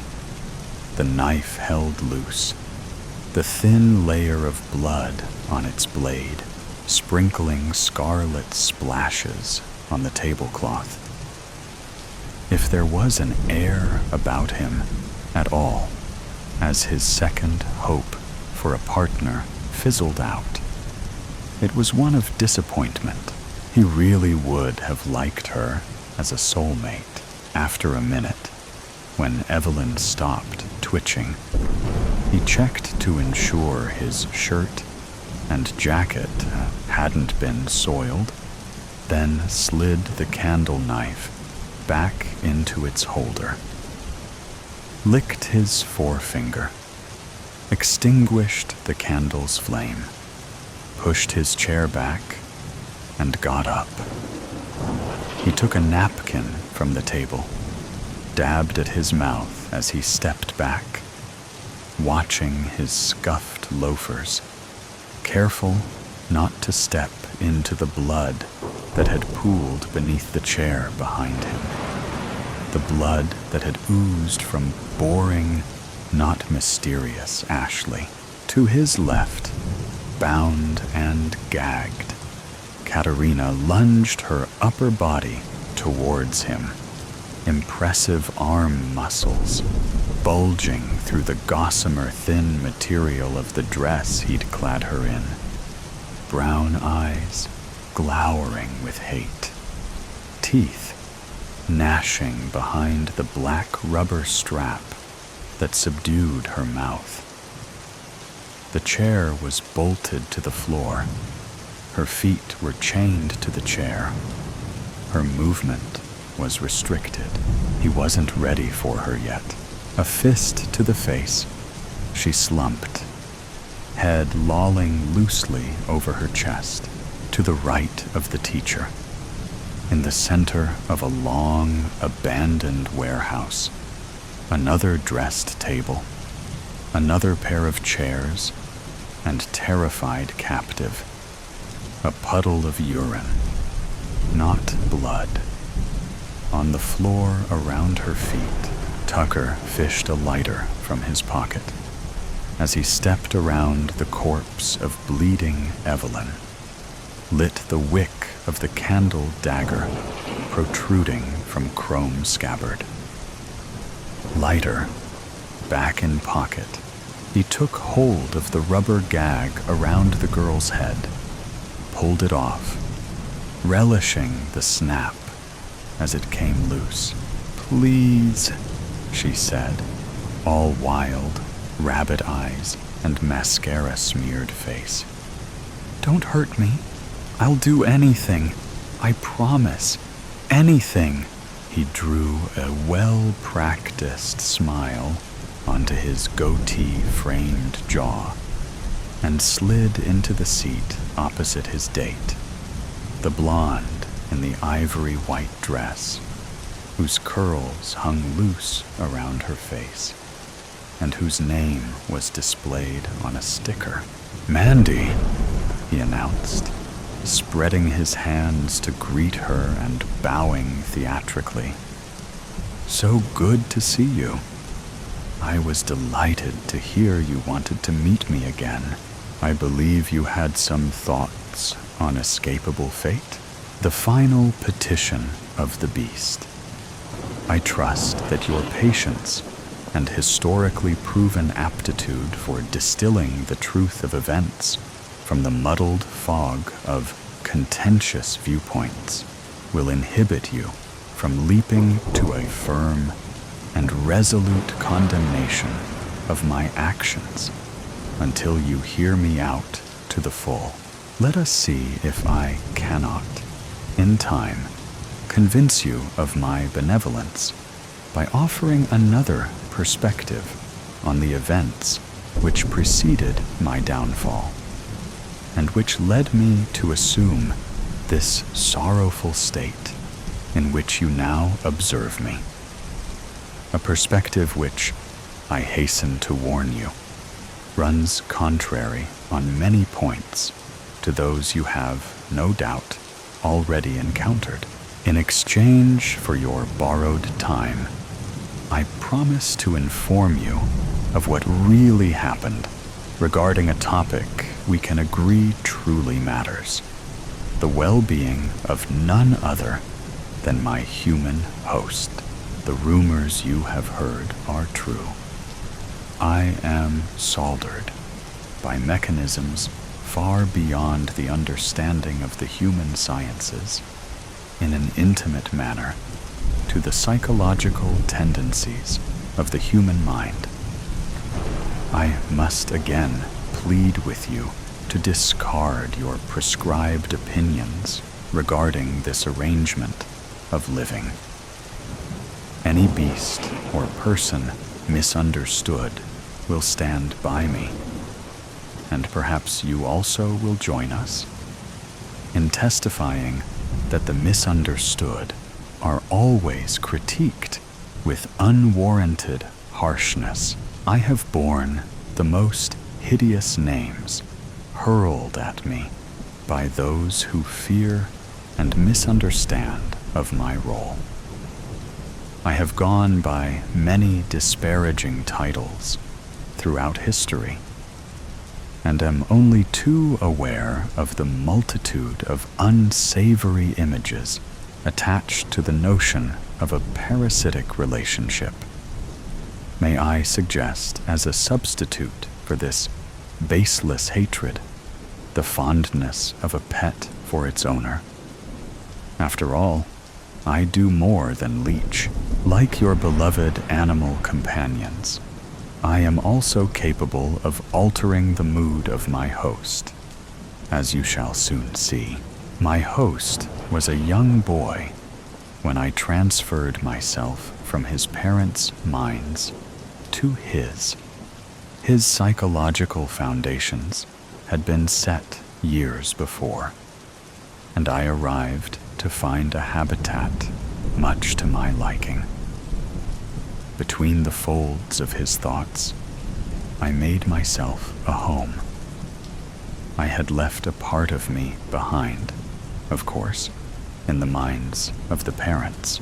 Their family had served me for generations, and it was a light task for one as skilled as I in the art of suggestion, and in possession of such intimate knowledge of their inner workings, to fan the mother's insecurities, just so that, while remaining completely imperceptible to their untrained eye, my little whispers achieved nothing short of the legal separation of the boy's parents.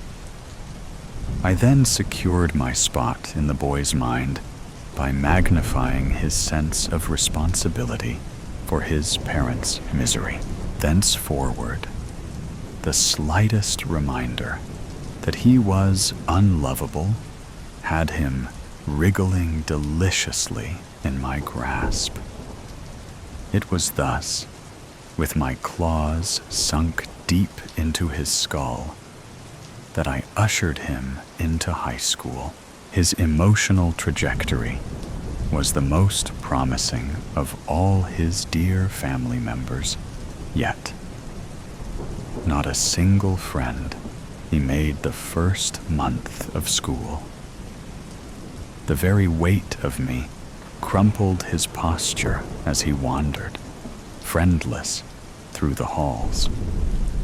I steered his mood between the Scylla of an overly morose disposition, certain to be noticed by peers and trigger the arrival of help in the form of a school counselor or therapist, and the Charybdis of an optimism that would grant him the strength to shrug me off.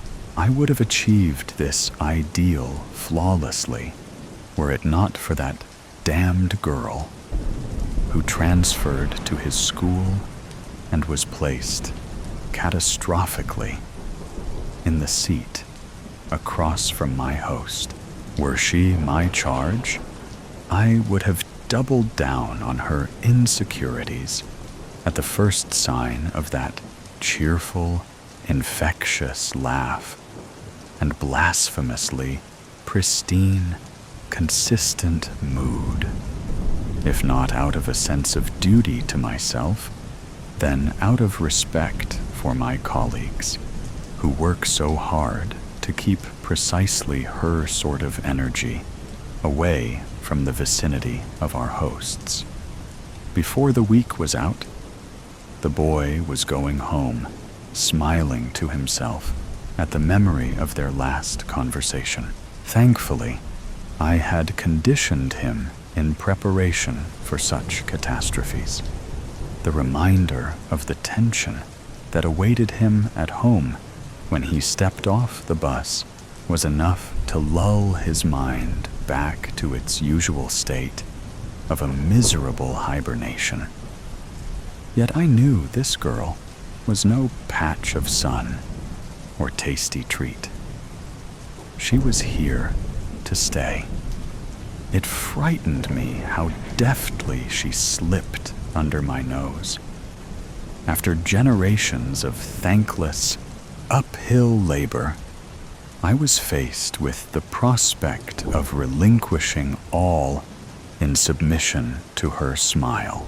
The memory of the warm undertones that bubbled up from deep within the boy at the memory of her smile causes me still to shudder. I irked him. I belittled him. I downright scolded him in my best imitation of his father's voice for his cheek. You can imagine, then, my shock when he steeled his nerve and neglected to drink from the sweet stream of self-pity I offered him. He told me himself that this girl was worth the pain, a revelation that gave me a most unpleasant shock. For centuries, my strategy had been to capitalize on the self-pity of my hosts by maintaining their focus entirely and crushingly on themselves. The bitterness this tactic unfailingly produces kept his parents under my thumb until their separation. I expected the same trap would ensnare their child also. But my suggestions fell suddenly on deaf ears. He had a drive to know this girl, and his deep-set belief that he was essentially unloved and unlovable did nothing to curb his momentum. In all my carefully executed precautions, I had not foreseen his sexual drive would rear its head in this manner. I chastise myself for the mistake. Had I studied more carefully the behavioral patterns of his father, molded my contraptions to better accommodate the boy's hereditary quirks, I might have prevented this disaster from transferring. As it stands, the animal drive to reproduce is, like me, powerful and resilient, and cannot be permanently subdued, only temporarily diminished. He surprised even himself, I think, at his boldness and forwardness, looking back on what he did next. During a break in class came the briefest of silences, pregnant with the potential for shadow-shattering community.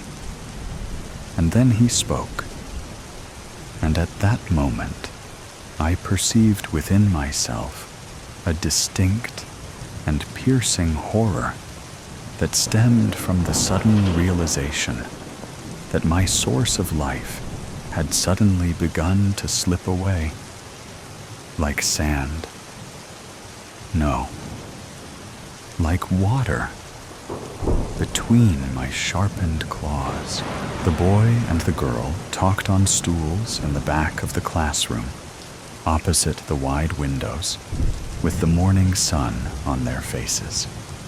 His willingness to reveal his most intimate thoughts, including those I had pointedly enforced on him to be the cause of his unlovableness, to this girl, a near total stranger to him, unknown less than a week ago.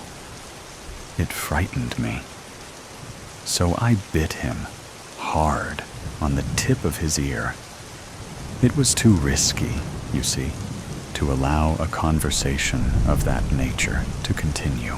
They might have begun to discuss me, the boy's negative self-talk, and he might have let the cat out of the bag and deprived me of the strength that secrecy affords. He was still grimacing from the pinch of the memory of some past embarrassment when the teacher resumed class.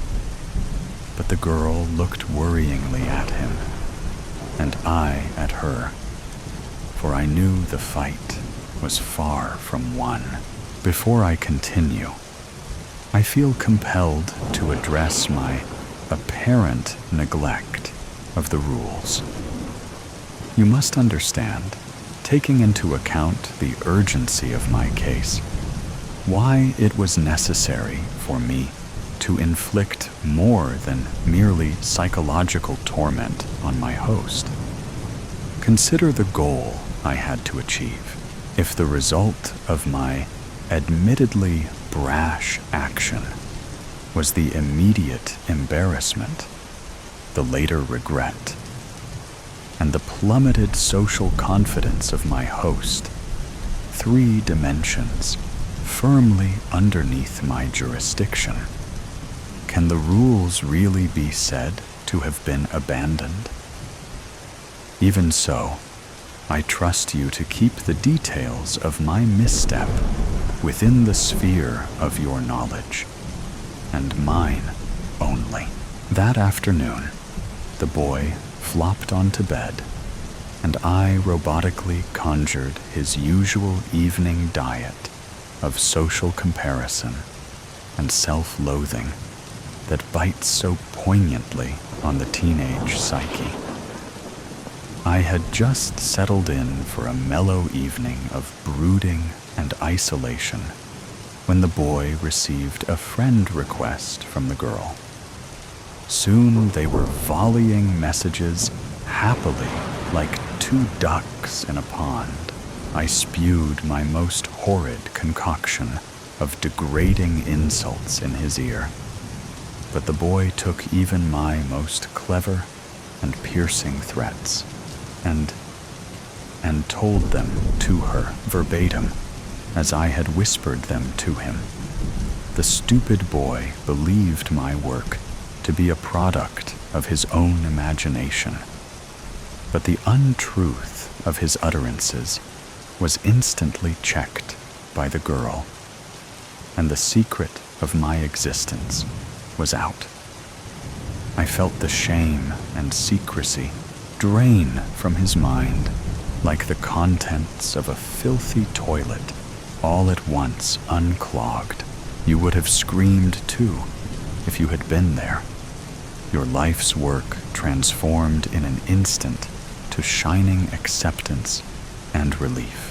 She urged him to speak with the school counselor on Monday and walked him down to the counseling office herself when I attempted to undermine the urgency of his plight. I found us face to face with my old host, whose emotions I could not comprehend nearly as well from this side of his face. The counselor did not return my fiery gaze, although he noticed me the moment we stepped into his office, but gave the boy a long, sad look. I see what's happening here. Do I need antidepressants, sir? Asked my host. Oh no, just a daily dose of self-acceptance. If I have revealed too much of myself and my motivations, so that you look down upon me as the villain of this tale, believe me now when I tell you I have done so for a special purpose. For do I not also possess those same heroic traits of determination, bravery, creativity in my methods, and consistency in my effort, all in service to the biological imperative to survive and reproduce, for which you applaud and congratulate the boy? What does it matter, really, if my methods are unconventional, my form perhaps shocking to you, my feeding style abnormal? I would caution you against delivering judgments colored so heavily by dislike for the unfamiliar and the unknown. What is the difference between me, who seek to preserve my existence by any means, even the grossest, and him, who takes the opinion of his friend into account before making a decision to the same end and purpose? I assure you, it is a difference, not in type, but in degree only. He fought harder, more ruthlessly than I, and so he has won. I, who held the boy's leash, now cower, packed away and forgotten, in a dark and lonely corner of his mind. He does not visit or feed me, except occasionally, and by accident. My strength is waned, my spirit is dehydrated, my form considerably shrunken. With the addition of communal support, that loathsome girl had friends and introduced them to him. I doubt I shall ever drink from the boy's vitality again. What pains me most is the thought that his and her children will be reared without the guiding influence of my whispers on their young minds. I will be hard-pressed to imitate to his children the voice of their father when they have not been primed for years with the backdrop of his incessant complaints. The boy has abandoned me. I shiver, cold and alone. But you are still here, warm and receptive, believing in the truth of my whispers, attentive to my voice. You will let me in, won't you? Bedtime for Muriel. Cocoa, warm, not scalding, with pink marshmallows. And use a mug this time. I don't need to lose any more porcelain by knocking it off the table in the middle of the night. Use your brain, for fuck's sake. Yes, Muriel, said Angela, nodding as she tucked the hummingbird motif duvet around the octogenarian's neck. I'll be right back. You just get comfy and listen to Barry. Listen to Barry, the old woman with the silver hair scoffed, shuffling under the covers as if in criticism of the way she'd been positioned. Why do I have to listen to Barry? He's a wanker. Why do you always play him? Because you love Barry Manilow, Angela replied, making sure the personal alarm on Muriel McCandless's bedside table was in reach. And he's the only one who gets you to sleep. Don't tell me I'm wrong. We've experimented with Neil and Lionel, but you always end up awake all night. We're not doing that again. Barry fucking Manilow, said Muriel, flopping her arms against the mattress like a petulant child. Sounds like a cat being strangled. Absolute wanker. Angela couldn't suppress a giggle as she made her way across to the door, pausing to retrieve the tray laden with pill bottles and blister packs of various medications from the dresser beside it. And why is that horrible painting still on my wall? I told you, I don't like it. It gives me nightmares. For fuck's sake, put it in the bin. I did put it in the bin, Angela said, pausing by the threshold to straighten said picture with her free hand. 10 times. And you always tell me to put it back because it's your anchor, whatever that means. It's a fine painting anyway, one of your best. I have no idea what it is, but those slabs of overlapping color really do jump off the canvas. It's horrendous. I was stoned when I did it, like all the rest. And the idiot sheep lap them up. Pretentious twats with more money than sense, putting value on my neuroses. So true, Angela nodded, leaving the room. But at least they made you a fortune. Now, don't nod off before I come back with your cocoa.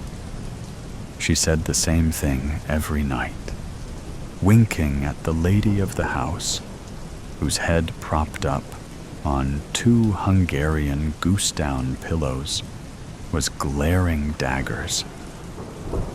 I might have to drink it myself.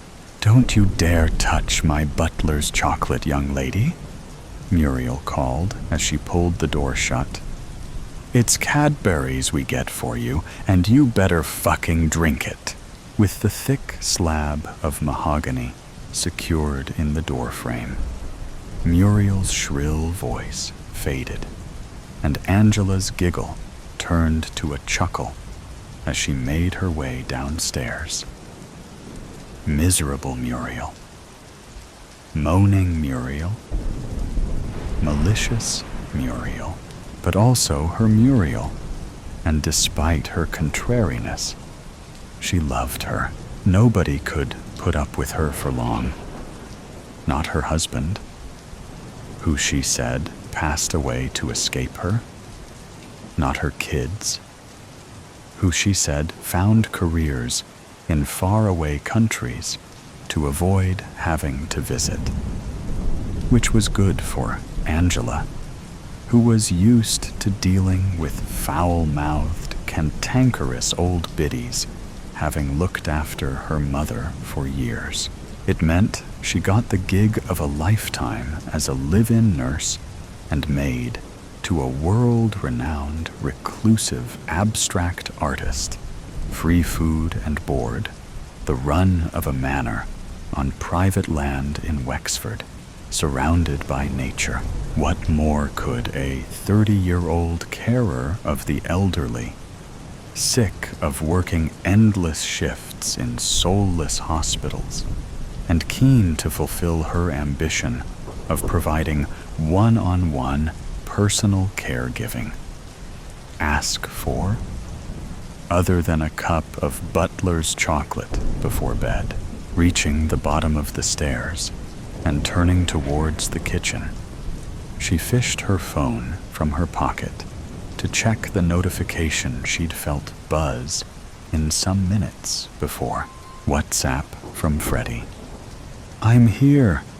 Is the cranky old bitch asleep yet?" Shaking her head, Angela used her thumb to type.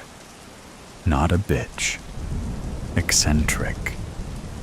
And no, not yet. Making her chocolate. Out soon. Hope the pizza's ordered. Phone back in pocket.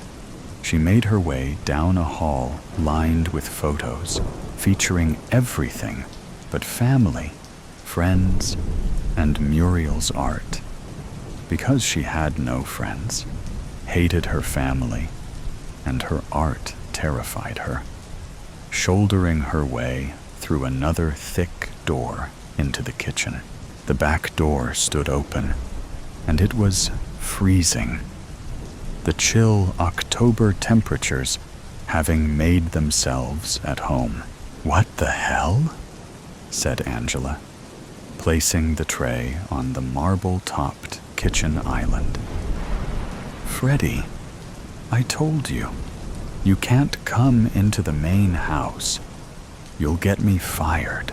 She couldn't see Freddie, but she knew she was there because the door had definitely been shut, and she was the only other person with access to the property. Something Muriel had reluctantly agreed to, on the proviso that her boyfriend only came over between 9 and 10 on weekends. Rules, of course, were made to be broken, and it was now 9:30 on Wednesday, with a night of pizza, beer, and Love Island catch-ups to look forward to. "And were you raised in a barn?" God, Freddie, close the door at least. As she hurried to shut out the cold, she caught a glimpse of movement by the fireplace and tensed herself, waiting for Frederica to wrap her arms around her and lift her off the floor, spin her around, and kiss her. She giggled in anticipation. "Just be quiet, okay? Her music's on, but I swear she has a sixth sense. She always seems to know when." Raquel. The odd-sounding words were guttural, rasping, nails on chalkboard jarring, and Angela felt her blood run cold as the door clicked into place, and she smelt something rotten. "Freddie?" She knew it wasn't Freddie, but she turned anyway, to stare in horror at the bulbous, slug-skinned thing lurching towards her. A dozen yellow eyes in a mantis-like head, blood dribbling from fleshy mandibles as it swung one of many barb-covered tentacles at her head, slamming her hard to the floor. Muriel, because you like Barry Manilow. Sarcastic bitch. I do in my shite. Muriel had thrown off her duvet and swung her spindly legs off the mattress, slipped her bony feet into fluffy slippers, and wobbled to the dresser, where her phone was plugged in to charge, and from which the odious lyrics of Copacabana were oozing. Awful, Muriel spat, snatching up the phone to swipe at its screen with a withered finger. Fucking awful. How do I get George on this thing? Her efforts to navigate the Spotify home screen were interrupted when her eyes went to the canvas over the dresser, causing her to shiver and moan. Awful, she said again, dropping the phone as Barry sang. She lost her youth, and she lost her Tony.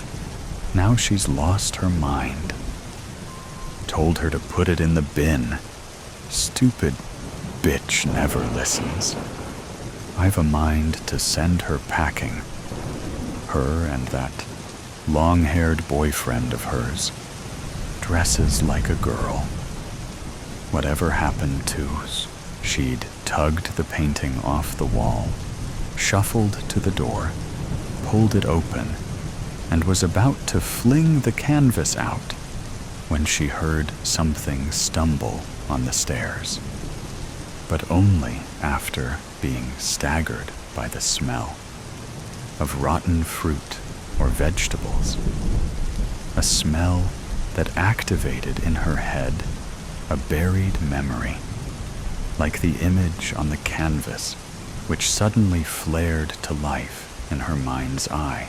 She was led by the hand from the tent in the forest to the light in the night, by a shadow, looking back for help, seeing her father in his bag by the campfire, shouting, "Daddy, we're not alone." To no response, shivering in her nightdress, pine needles stabbing her bare feet, when she looked forward again, in response to the shadow telling her its name, she was entering the light and finding it filled with an indescribable array of frightening objects, machines and devices, glowing in bright colors. A chair, which she was placed into, to be pushed towards a hulking monster that reached dozens of wriggling tentacles towards her, making her scream. Arnold? She surprised herself by muttering, as her knees gave out and she collapsed, landing with her head outside her door, turned towards the source of the smell, towards the glistening black thing that was lurching up the stairs on lumpy legs, like a bipedal squid out of water, black as tar, drooling blood, tentacles whipping in the air. "Arnold," she said again, though she didn't know why, just that the name had entered her head when she recognized the odor, an odor she'd smelled only once in her life and forgotten, an odor she remembered now as memories of that night in June 41 exploded in her mind like Luftwaffe bombs. The night she wandered off during a camping trip with her family, and got lost in the woods for 3 days. Unknown colors, unidentifiable shapes, morphing, mutating, surging around her like waves, and amongst them, yellow eyes, drooling pincers, tentacles in her mouth, wriggling deep, filling her throat. "Are you Arnold?" Muriel asked, pushing herself up to kneeling, watching the monster approach. "Did you take me away?" The terrifying beast of many tentacles reached the top of the stairs, brought its insectile head level with hers, narrowed its sulfur yellow eyes. Words that sounded like crotchet, verakel came from its blood-smeared mandibles, and Muriel straightened in defiance, remembering the sounds, remembering the smell, remembering it. "Did you take me?" she demanded, as a long-sought understanding of why she hurt the way she hurt, and dreamt the things she dreamt, and channeled the visions she was plagued with finally materialized. "You filthy, alien pervert!" The creature drew itself up to full height, spread its pincers wide, and issued an ear-splitting shriek that sprayed droplets of blood on Muriel's face. "You stole my life!" The fiery 87-year-old spat, struggling to her feet as the monster hissed. "You filled me with hate and anger. Tusak verakel," it said, stepping closer, swinging its tentacles back to Muriel. It was Angela, appearing on the monster's back, wrapping her arms around its neck, her face a mask of horror, bloody and torn, flap of skin dangling from one cheek, lips burst, eyes swollen, glaring. "One," she forced past mangled tongue. "Call Porice."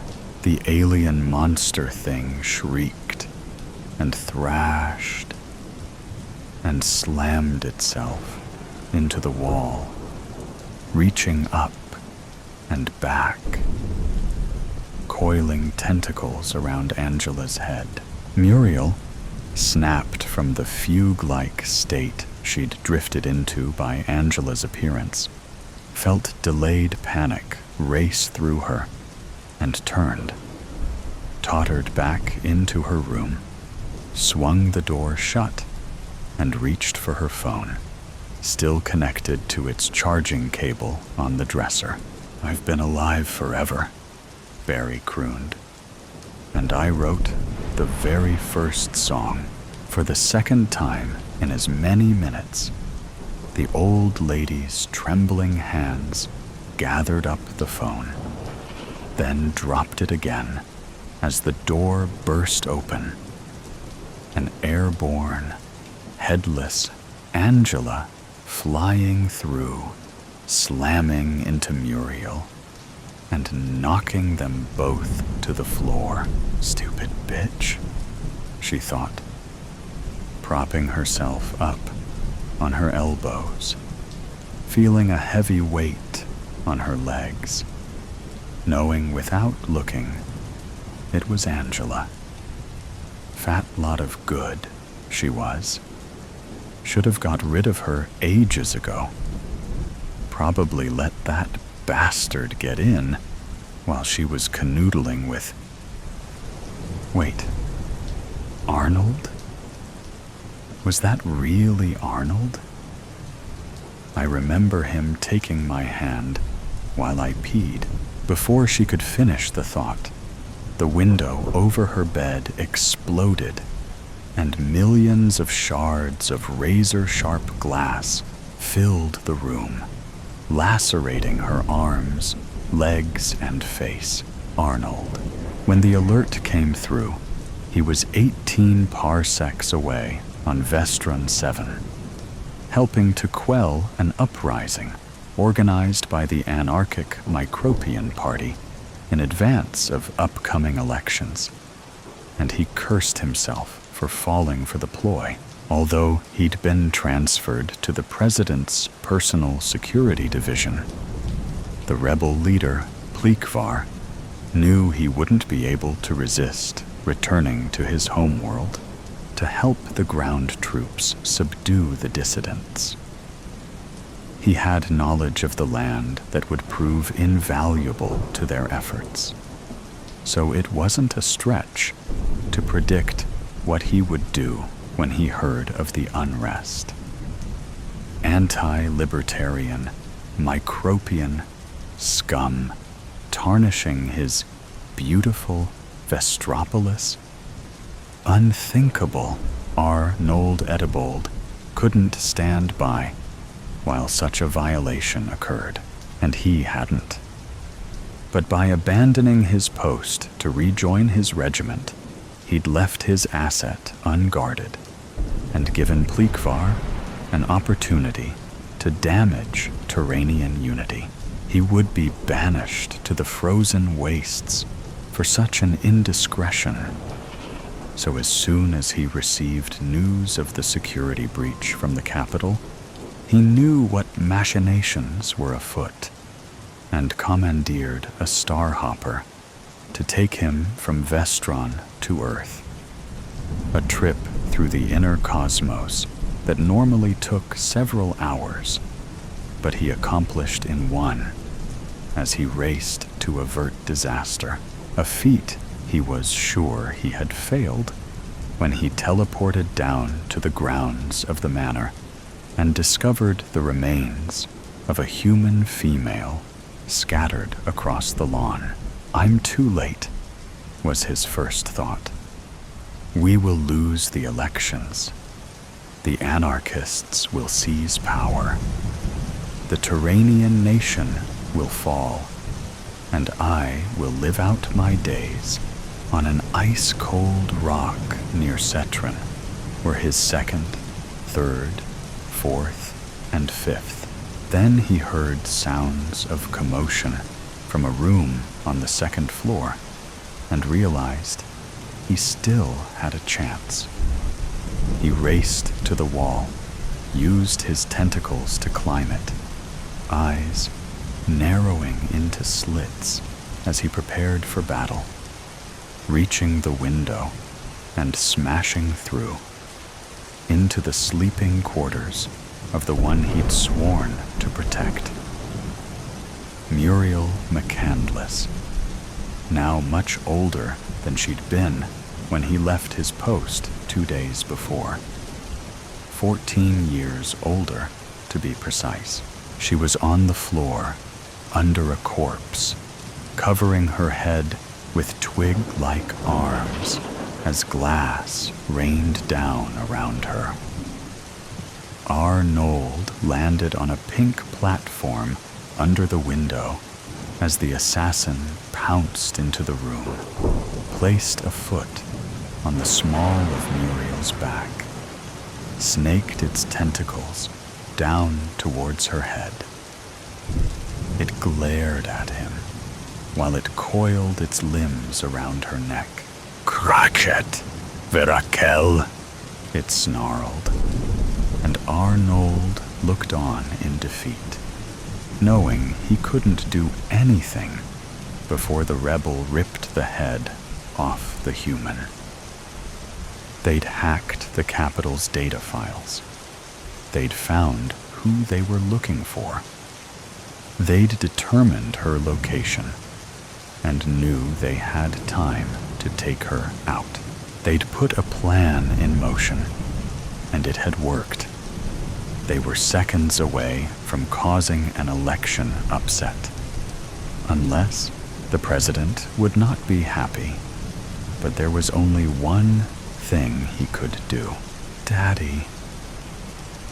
"We're not alone," he said, in perfect English, mimicking the voice of the 5-year-old girl in the woods. The only thing she'd said beyond screaming when he took her from her family 2 weeks before. The words they'd recorded and used, buried in her subconscious as a trigger to put her mind in a coma when needed. Beneath the rebel's foot, Muriel's body contorted, spine snapping, head twisting, neck breaking, eyes staring up at Arnold. Fuck you, Arnold," she said. "You evil bas—" Her final word trailed off as her head exploded, and from the hole in her neck came Vera Kell, howling as she grew from shrunken embryo to full-size adult in a matter of moments. The rebel fell back, tentacles around the emerging president, becoming entangled with hers as they grew from her torso. It was trapped, and it hissed, and it roared, watching Vera Kell's head fully form, her eyes blink open and stare. It took her a second to get her bearings, but once she had, she didn't wait, opening a second vertical mouth in her throat and spraying a jet of corrosive acid from her guts, an act only females of the Turanian race could perform, an act Arnold could not watch. He stared at his feet while the anarchist screamed at the unstable pink slab he was standing on, and the earthbird illustrated puffy material, balled up at its end. Pretty, he thought. Looks soft. Inviting. Why don't we have such niceties on Arnold, the president said, snapping him to attention and bringing his gaze back up, avoiding the steaming mass of goo by the door. Yes, ma'am. What transpired today? Why the intrusion? Anarchists, ma'am. Pleekvar hacked the capital's databanks, found out you were vacationing on Earth in a human host with me watching over. Saw it as a chance to take you out of the running for re-election. Initiated an uprising on Vestron through 7 to lure me away. Sadly, I fell for it. Thought they could use a local to help. Then he sent someone to eliminate you. I see. But you found out? Capital agents got wind of it and alerted me. I returned at once, but too late to do anything other than wake you. I apologize, ma'am. Vera Kell grunted, looking around the room. Fuck, she said, in her characteristic, crude way. Ma'am, couldn't even get 2 shitting weeks to myself before starting on the campaign trail. This was a good life, too. Fun, but interrupted right before the end. What bullshit. Human passings are the best fucking bits. Sorry, ma'am. Don't apologize. I'm alive, aren't I? Thanks to you. Did you say that asshole Pleekvar orchestrated a rebellion on your homeworld? Yes, ma'am. Is it quelled? No, ma'am. I had to leave before... Then what are we fucking waiting for? You have a hopper, I presume? Let's get back to it. I'm in the mood for melting more anarchists. And then I'm going to kick the living shit out of Pleekvar. And so, exiting a crime scene the likes of which had never before been witnessed, Vera Kell and Arnold left Manilow behind, singing, "We'll just go on burning bright somewhere in the night. Teddy bear, it's all your fault, you know." Picture it now. I was standing at that sparkling marble countertop, sorting through the mail, when I saw it. A thin envelope addressed to Joanne Roberts. It sat on my counter for hours while I cleaned up the kitchen, completed an online yoga workout, and took a hot shower. Young's Storage Company, in red letters as the header to the return address, gave me plenty of info to begin searching online. Final notice stamped in red across the front let me know what it was about. Still, I wanted to know the specifics. I must confess, noticed my first night in the house, there weren't any photos of you. Not even a wedding picture. All of the decor was masculine with sharp corners. No color. Somewhere, deep down, I knew he had erased you, but above that knowledge, I had known I was prepared to replace you. I put on my best little red sundress and made myself lunch, a turkey sandwich, side salad, Diet Coke. Did I purposefully knock over my drink? Onto the letter? No. All right, you caught me. I did. Why would my husband have a letter from a storage company addressed to you? It was easy to open the letter, but the only thing inside was a boring notice about you being behind on payments. How can a ghost be behind on payments? I asked him all those questions over dinner. He wrapped me up in kisses, saying, "I'll sort it all out tomorrow, my dear." I didn't want you to be surrounded by her memory. It seemed cruel, but I couldn't part myself entirely from her. She always had a storage unit to house her stuff, so I just kept it going. His beautiful eyes stared at the leftover gravy on his plate, creating a masterpiece with the mashed potatoes. Then he changed the topic and complimented my dress. Did I mention that Jonathan picked all my dresses for me? I remember that day so vividly, so fondly.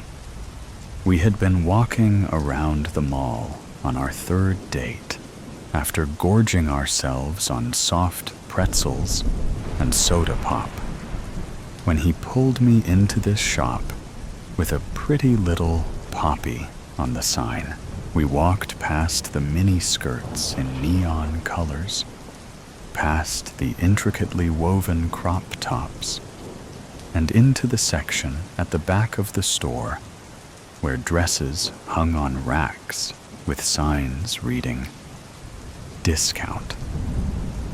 All of the tags had little red stickers on them, marking their new price with the old price in block. Black. Print clearly beneath it, so you truly understood the bargain you were getting.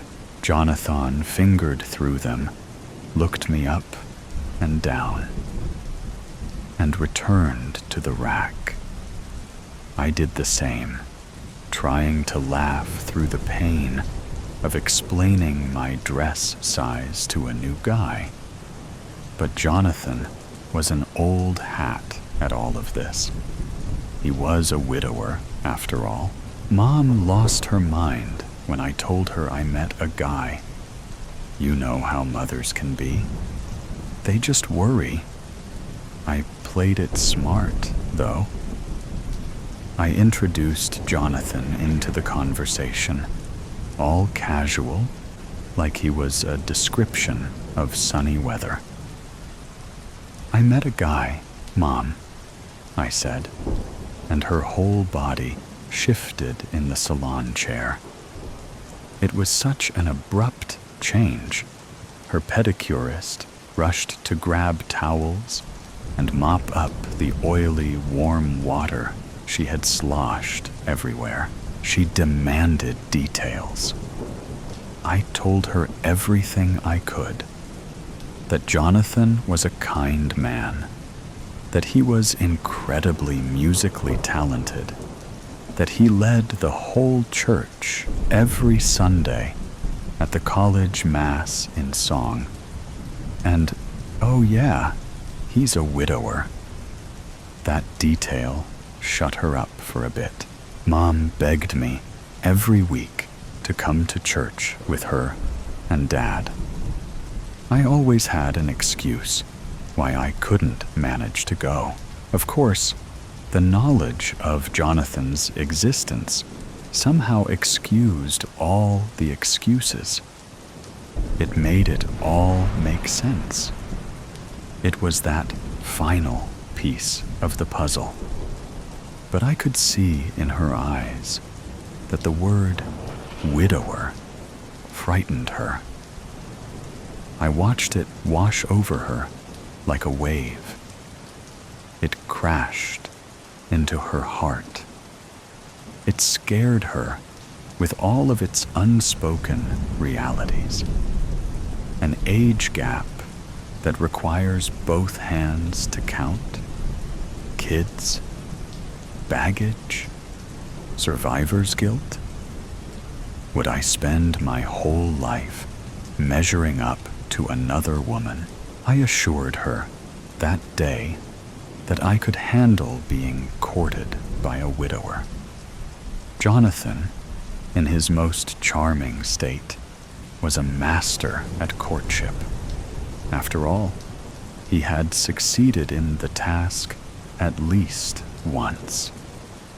He bought flowers, insisted on meeting Mom and Dad with wine in hand, and when he knelt down on one knee, the whole world held its breath, waiting for my answer. Of course, it was yes. It had to be yes. Be honest.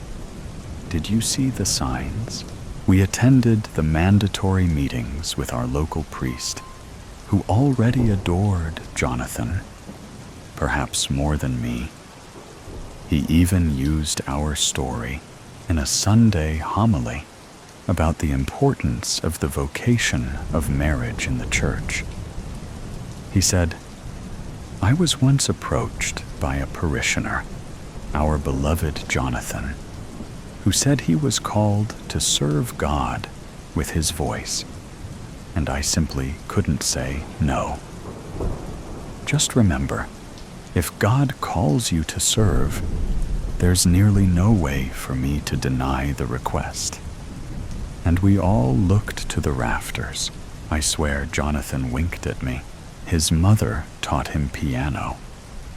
His father taught him to pick a career worth having, which is how he had the gumption to endure college, law school, and life as a first-year associate. All of these milestones belong to the first Mrs. Roberts. Jonathan didn't bring her into the conversation until halfway through our first date. "Listen," he said, as he leaned across the metal table of the cafe.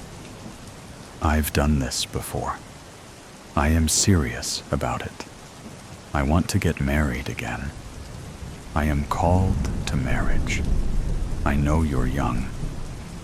I never want you feeling rushed into it. It's a serious commitment." I swear he stole those words right from my father's lips. Yet I smiled. I nodded. I promised I could hold it together, and if I squinted, I could block out the stands of gray in his jet black hair. He laughed when I told him that joke. "Wouldn't you? Dad takes Jonathan out golfing every weekend, while Mom and I get our nails done." It started out as a habit when we were busy planning the wedding, but it turned into something more for them. They'd come back flushed and happy, giggling, like schoolgirls with secrets. They'd sweep Mom and I up in their arms, and we'd all go out to eat at a fancy restaurant, and Jonathan would pull out his black credit card with that devil-may-care grin before driving me back to the 4-bedroom house I shared with the girls from Bible study. He'd give me a peck on the cheek. I'd press my back up against the cold door and cross out another day on my calendar until graduation. My cap and gown came in a navy blue and gold. My diploma, 4 years of blood, sweat, and tears, rolled up into a single sheet of fancy parchment, eventually ended up in the back of the closet. But on that day, I knew that the diploma wasn't what I was walking out those auditorium doors with. No, I was walking out with my fiancé, whom my family adored, as my friends crowded me shouting, "5 months until you get your MRS degree. You would have adored our wedding day." It was so perfectly perfect in every way. Jonathan had told me that his first wedding was in mid-June, so we decided to have a winter wedding. October 20th. We chose a Friday so that we could advertise the event as an excuse for a long weekend. He was practiced at catering tasting and planning weather-based backup plans. It was easy to forget why he knew how to do it all. Jonathan's parents, longtime managers in the hospitality industry, ensured we had the very best rates for our guests and a beautiful hall for the reception. It all went to plan. The gorgeous, full Mass with readings Jonathan chose so as not to repeat any from his first wedding. The quick trip to the local hotel where we danced the night away, and the shuttle ride the next morning out to the airport for our honeymoon. I had wanted somewhere warm, but the first Mrs. Roberts insisted on Hawaii, so I settled for a weekend in a Colorado mountain town. We rented a 2-bedroom condo with a huge jetted tub. We spent most of the weekend there, but Jonathan had insisted we step out to do some shopping, to eat a good meal, and drink a good glass of wine. See, that's the thing about Jonathan. When he's got his eyes locked on yours, that enticing bite of elk steak balanced on the edge of his fork, you'd do anything for him. I know I did. Do you know how long it took for Sandy to tell me all about her? The first Mrs. Roberts? My brand spanking new mother-in-law took me out to lunch a month after the wedding. We ordered an appetizer and sparkling drinks, and she launched into the story of the ghost who haunted my new husband's heart. I didn't even know your name until that day. It was Joanne. I was told Joanne was very pretty. She was a blonde with a slim waist and easy laugh. She wasn't close to her parents, so she clung to her new in-laws, coming to Sandy for advice every weekend over a glass of wine, to Leonard for help with her car troubles, which seemed to pop up nearly twice a month. That Joanne, she was apparently spectacular. She was the girl next door, literally. Sandy set up play dates on the regular between her son and Joanne when they were in elementary too. Rescue Joanne from her tragic home life. Have I mentioned that the first time I visited Jonathan's parents, they still had the old prom photo of the king and queen proudly displayed on the fireplace mantel? In fact, Sandy walked me over to it before dessert was even served. Don't worry, it was Joanne's favorite, pineapple upside cake. Jonathan told a different story of the first Mrs. Roberts. Did you know he only ever calls you the first? According to him, she was complicated and exhausting and a challenge. He always frowned when he spoke of her and held his chin in his hands, cleared his throat, or took another sip of red wine. So I dropped it. Joanne was always the hot poker of our marriage. The demand came a week after that letter. Jonathan locked eyes with me over coffee, scrambled eggs, and toast. He forbid me from going into the garage, saying, "I can't afford the payments on the storage unit. I've moved a box of her stuff into the garage. I don't want you getting hurt." I nodded and avoided that place like the plague, except last Sunday, when I stood in front of the garage door for 20 minutes before using the spare key we kept hung on the hook, shaped like a moose's antlers, to unlock it. Jonathan's car was gone since he went to the office for the day. His latest trial was scheduled for the next day, so some final details simply needed arranging. He had made me breakfast. There was even a little note bearing his love. I had been perfectly happy eating my meal. It wasn't until I turned on the shower that I even considered the garage. See, I was comfy and cozy in a steamy shower when all the lights went out. I screamed from panic and called out Jonathan's name several times before I vaguely remembered that our breaker panel was in the garage. So I rinsed quickly, dried more quickly, and threw on some leggings before heading outside. Yes, I considered calling Jonathan. Of course I did.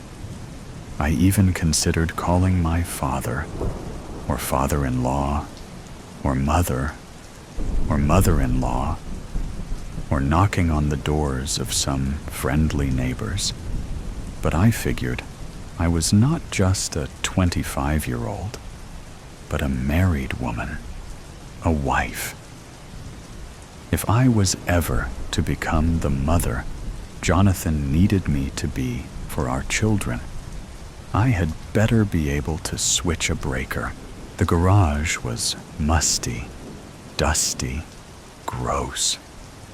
Some faint lines from dust remained on our cement floor, where Jonathan always parked his car. The huge freezer he received as a wedding present from my father didn't even whir. I grimaced and examined my scene. There was my bike, the one with the big blue basket that Jonathan had surprised me with for my first birthday with him. There were all of his hunting outfits. He hated when I called them outfits, but what else would I call them? There was his splitting axe, his felling axe, and his hand axe hung up on the wall.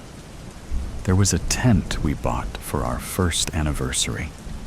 It made me smile, and in the corner were 3 black totes with yellow lids, piled high on against a wall. But I could still make out the silver of the breaker panel, so I marched over and gently shoved them to the side.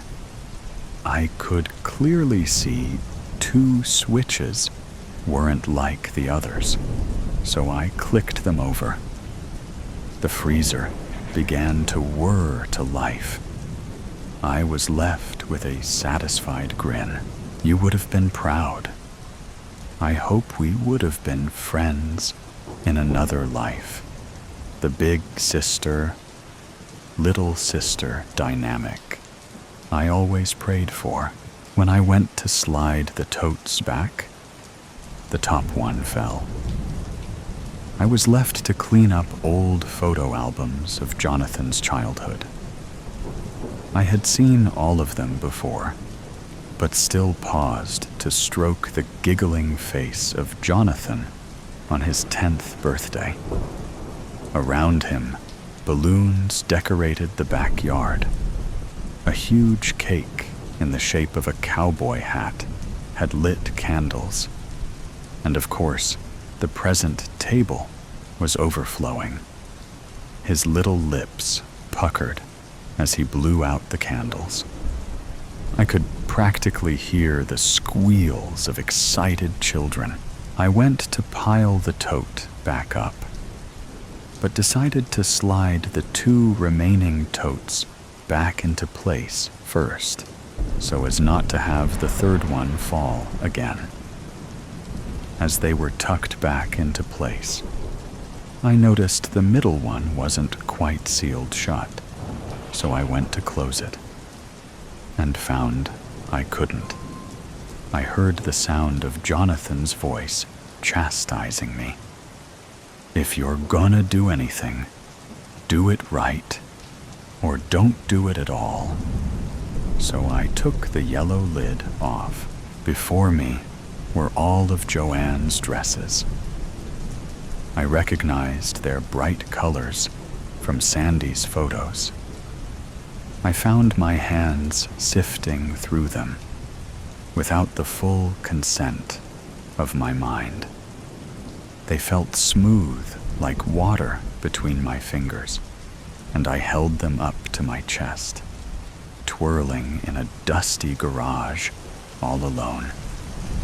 At the bottom of the tote was one final dress and a teddy bear. The dress was white with a blue flower pattern.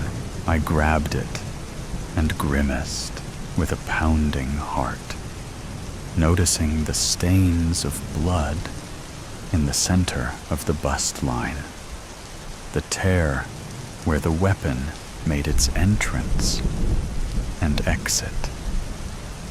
Any woman who has endured her monthly visitor knows the color of dried blood. There was no excuse that he could come up with. It wasn't paint or food. It was blood. The bear bore the same markings, and I fell to the garage floor. Jonathan found me hours later. He picked me up, tutting as he went. He placed all of her dresses back in the box, but kept the teddy bear out. He sealed up the tote and helped me into the car. We drove in silence, the only light being from the full moon. Even if I had words, I don't know if my throat could make them. It had gone silent after the screaming and the crying. My exhausted eyes fluttered closed and didn't open until I could tell we had stopped, until I was certain we wouldn't start again, until I felt Jonathan's cool fingers stroking my hot cheek. He wore a sad face, like a clown without makeup. They start out so good, so kind, so loving. They promise to be good, but then they stop. They open letters not addressed to them, ask questions they shouldn't ask. He threw the new dress at me and returned minutes later to take me by one hand. He gave me the teddy for the other one. Our footsteps sounded so loud in the dried-out grass and the silence of the graveyard, until we arrived. I am the second Mrs. Roberts. I am standing at your grave in my very best black heels and little black dress. My sweaty hands clutch the brown teddy bear I found in an old dusty tote tucked in the corner of our old dusty garage. Jonathan smiles at me for the first time. He pulls out his gun. He leans in close. I close my eyes and taste his kiss one last time.